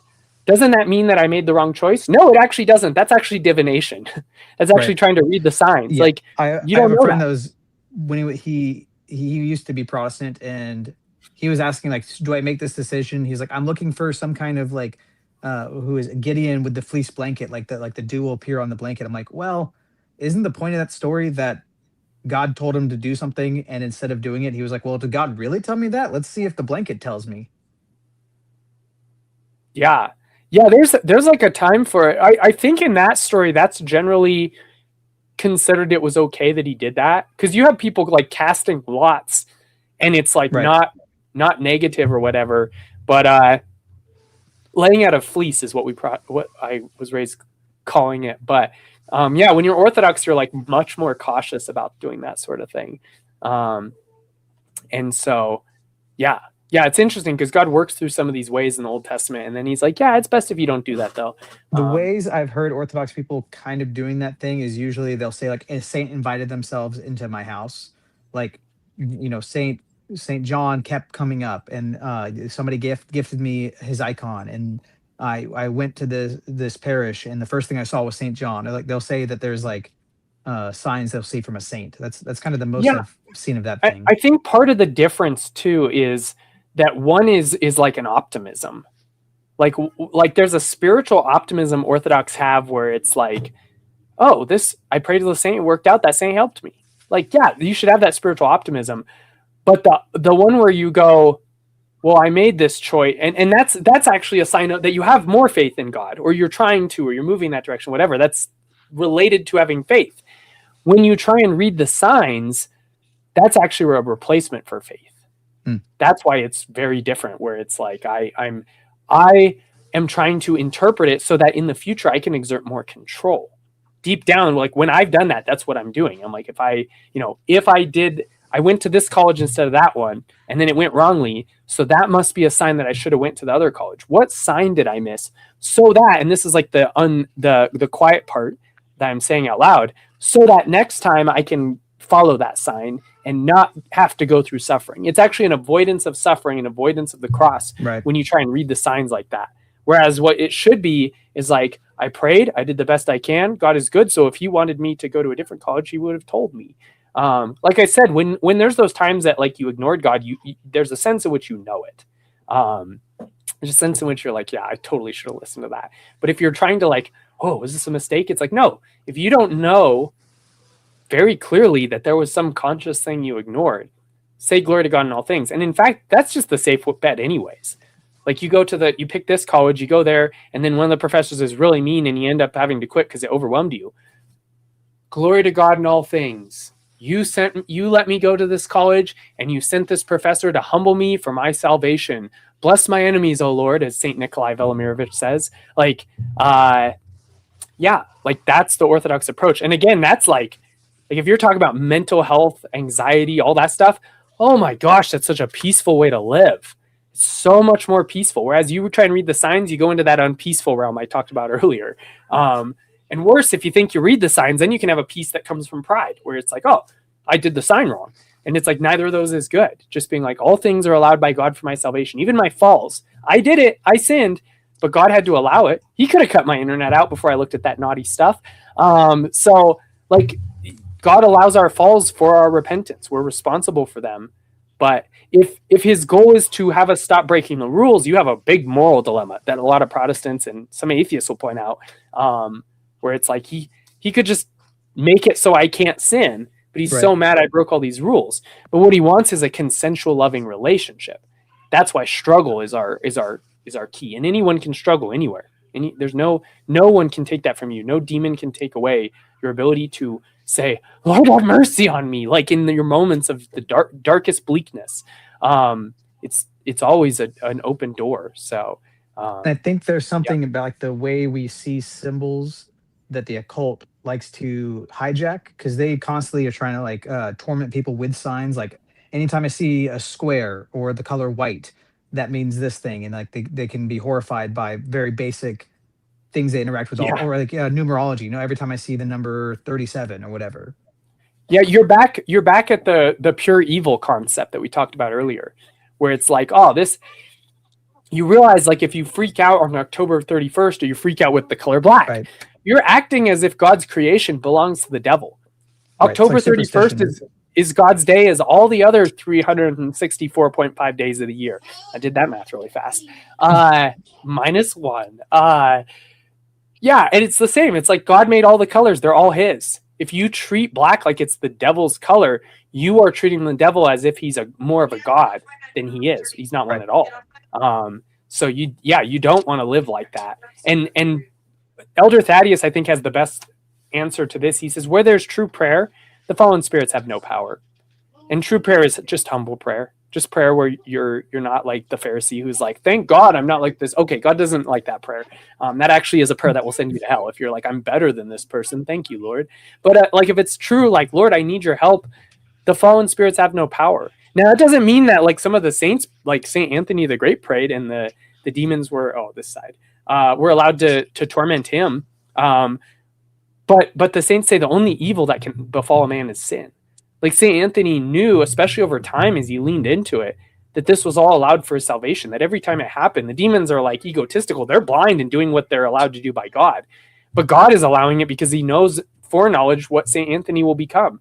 And Saint Anthony, as time goes on, is like, oh my gosh, Lord, this is hard, difficult. I'm, like Christ wasn't excited for his crucifixion. I'm sure Saint Anthony found it very difficult to be beat up by demons. But as time went on and he leaned into it and said, glory to God in all things, or hit whatever kind of prayer he said that was the same spirit, he was more and more thankful for it. It transformed him. And so like, that's the perspective we take. Again, it's that peaceful, like we don't consent to the demons, we fight them, but we keep our peace. Elder Thaddeus would always quote St. Isaac the Syrian, who said, do not trade your peace for anything in this world. And again, like if we're coming at this from like the psychology, mental health and wellness, that's so key. God never wants you to make your peace be destroyed. Holy smokes, that's validating. As a Protestant, as a Catholic, I mean, as I know, I have had enough Catholic clients where it's like, well, aren't I supposed to like look at the Stations of the Cross until I get really sad about the horrible, disgusting things I did to Christ, and then I'm so sad I'll stop sinning? Actually, no. Actually, I don't say there's any condemnation, but that's actually pride. Like you're actually without ignorantly, so God wouldn't hold it against you, but like that's pride. Pride is relying on your own energies. You're making the energy of shame into a little idol that you offer this sacrifice to so it'll protect you. That's not Christ. What we do is we empty everything. We go to confession so that shame can go away. We empty everything out. And then we say, Christ, when and how it's your time, show up. Because this is a relationship. I can't demand it. It's free will. My free will, I'm showing up right now. And you free will, show up when you show up. And you're always there. But when it's good for me is when you slowly start to reveal and give peace to me, my perception of it. And so that's why we have stillness and dispassion, neither to the left, beating ourselves up, or to the right. I'm so great. I'm so awesome. I'm going to church for happy feelings. I'm going to church for sad feelings. The non-denom versus the like tradcath, like those are the left and right.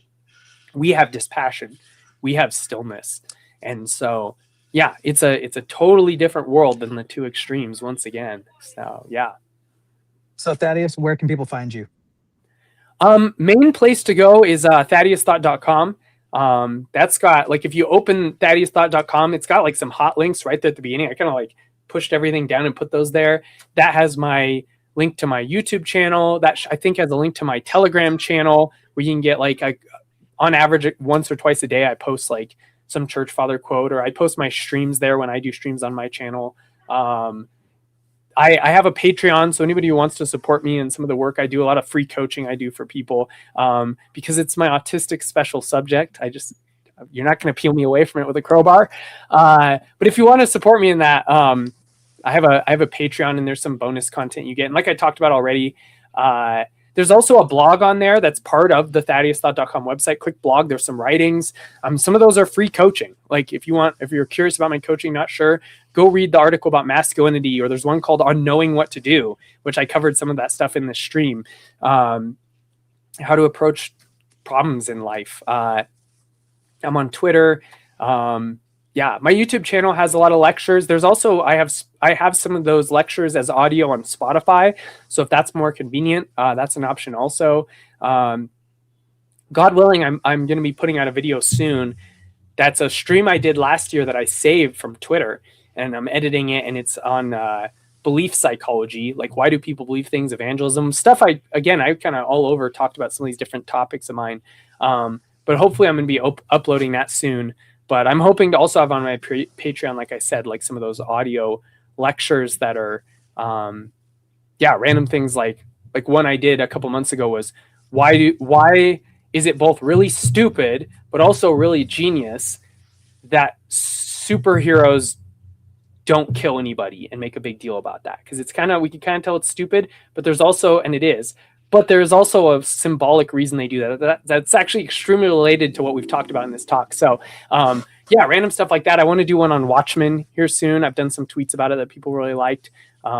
Watchmen is again like occult symbolism, but it really points to orthodoxy without trying to. There's a reason we love Rorschach, even though Alan Moore said he was the villain. But anyways, yeah. So I'm all over, but ThaddeusThought.com is always the like hub with all the links to everywhere else. So yeah, and my coaching, I do coaching. I guess that's the last thing here is my coaching program, which is what I do full time. Is meet with people. It's probably pretty similar to this stream. A few less jokes, a little bit more calmer, a little more professional. But yeah, I meet with people for talks, usually like an hour. I'm flexible. If someone wants to talk to me, isn't really sure if they want to schedule a session, doesn't have money, feel free to go to ThaddeusThought.com and there's a contact me page to get a hold of me anyways, schedule a session, whatever, try things out. I don't accept payment till after the session just to make sure people are happy. Never have had that be a problem, but that's my preferred policy. So yeah, if someone wants to meet, pick my brain, have like this kind of conversation, but really personal one-on-one, I promise I listen way more in my sessions and talk way less in a lot of my sessions. So, but anyways, yeah, people can contact me there, and that's my main deal. And then everything else is kind of like in orbit of that. So, yeah. All right. Well, thank you so much for coming on again. I'm about to have pee come out of my eyes. I think I see the tank go up. I have to pee so bad. You have a good rest of your day, man. Yeah. God bless you. Have a good one. Thanks everybody for coming. Goodbye, everybody.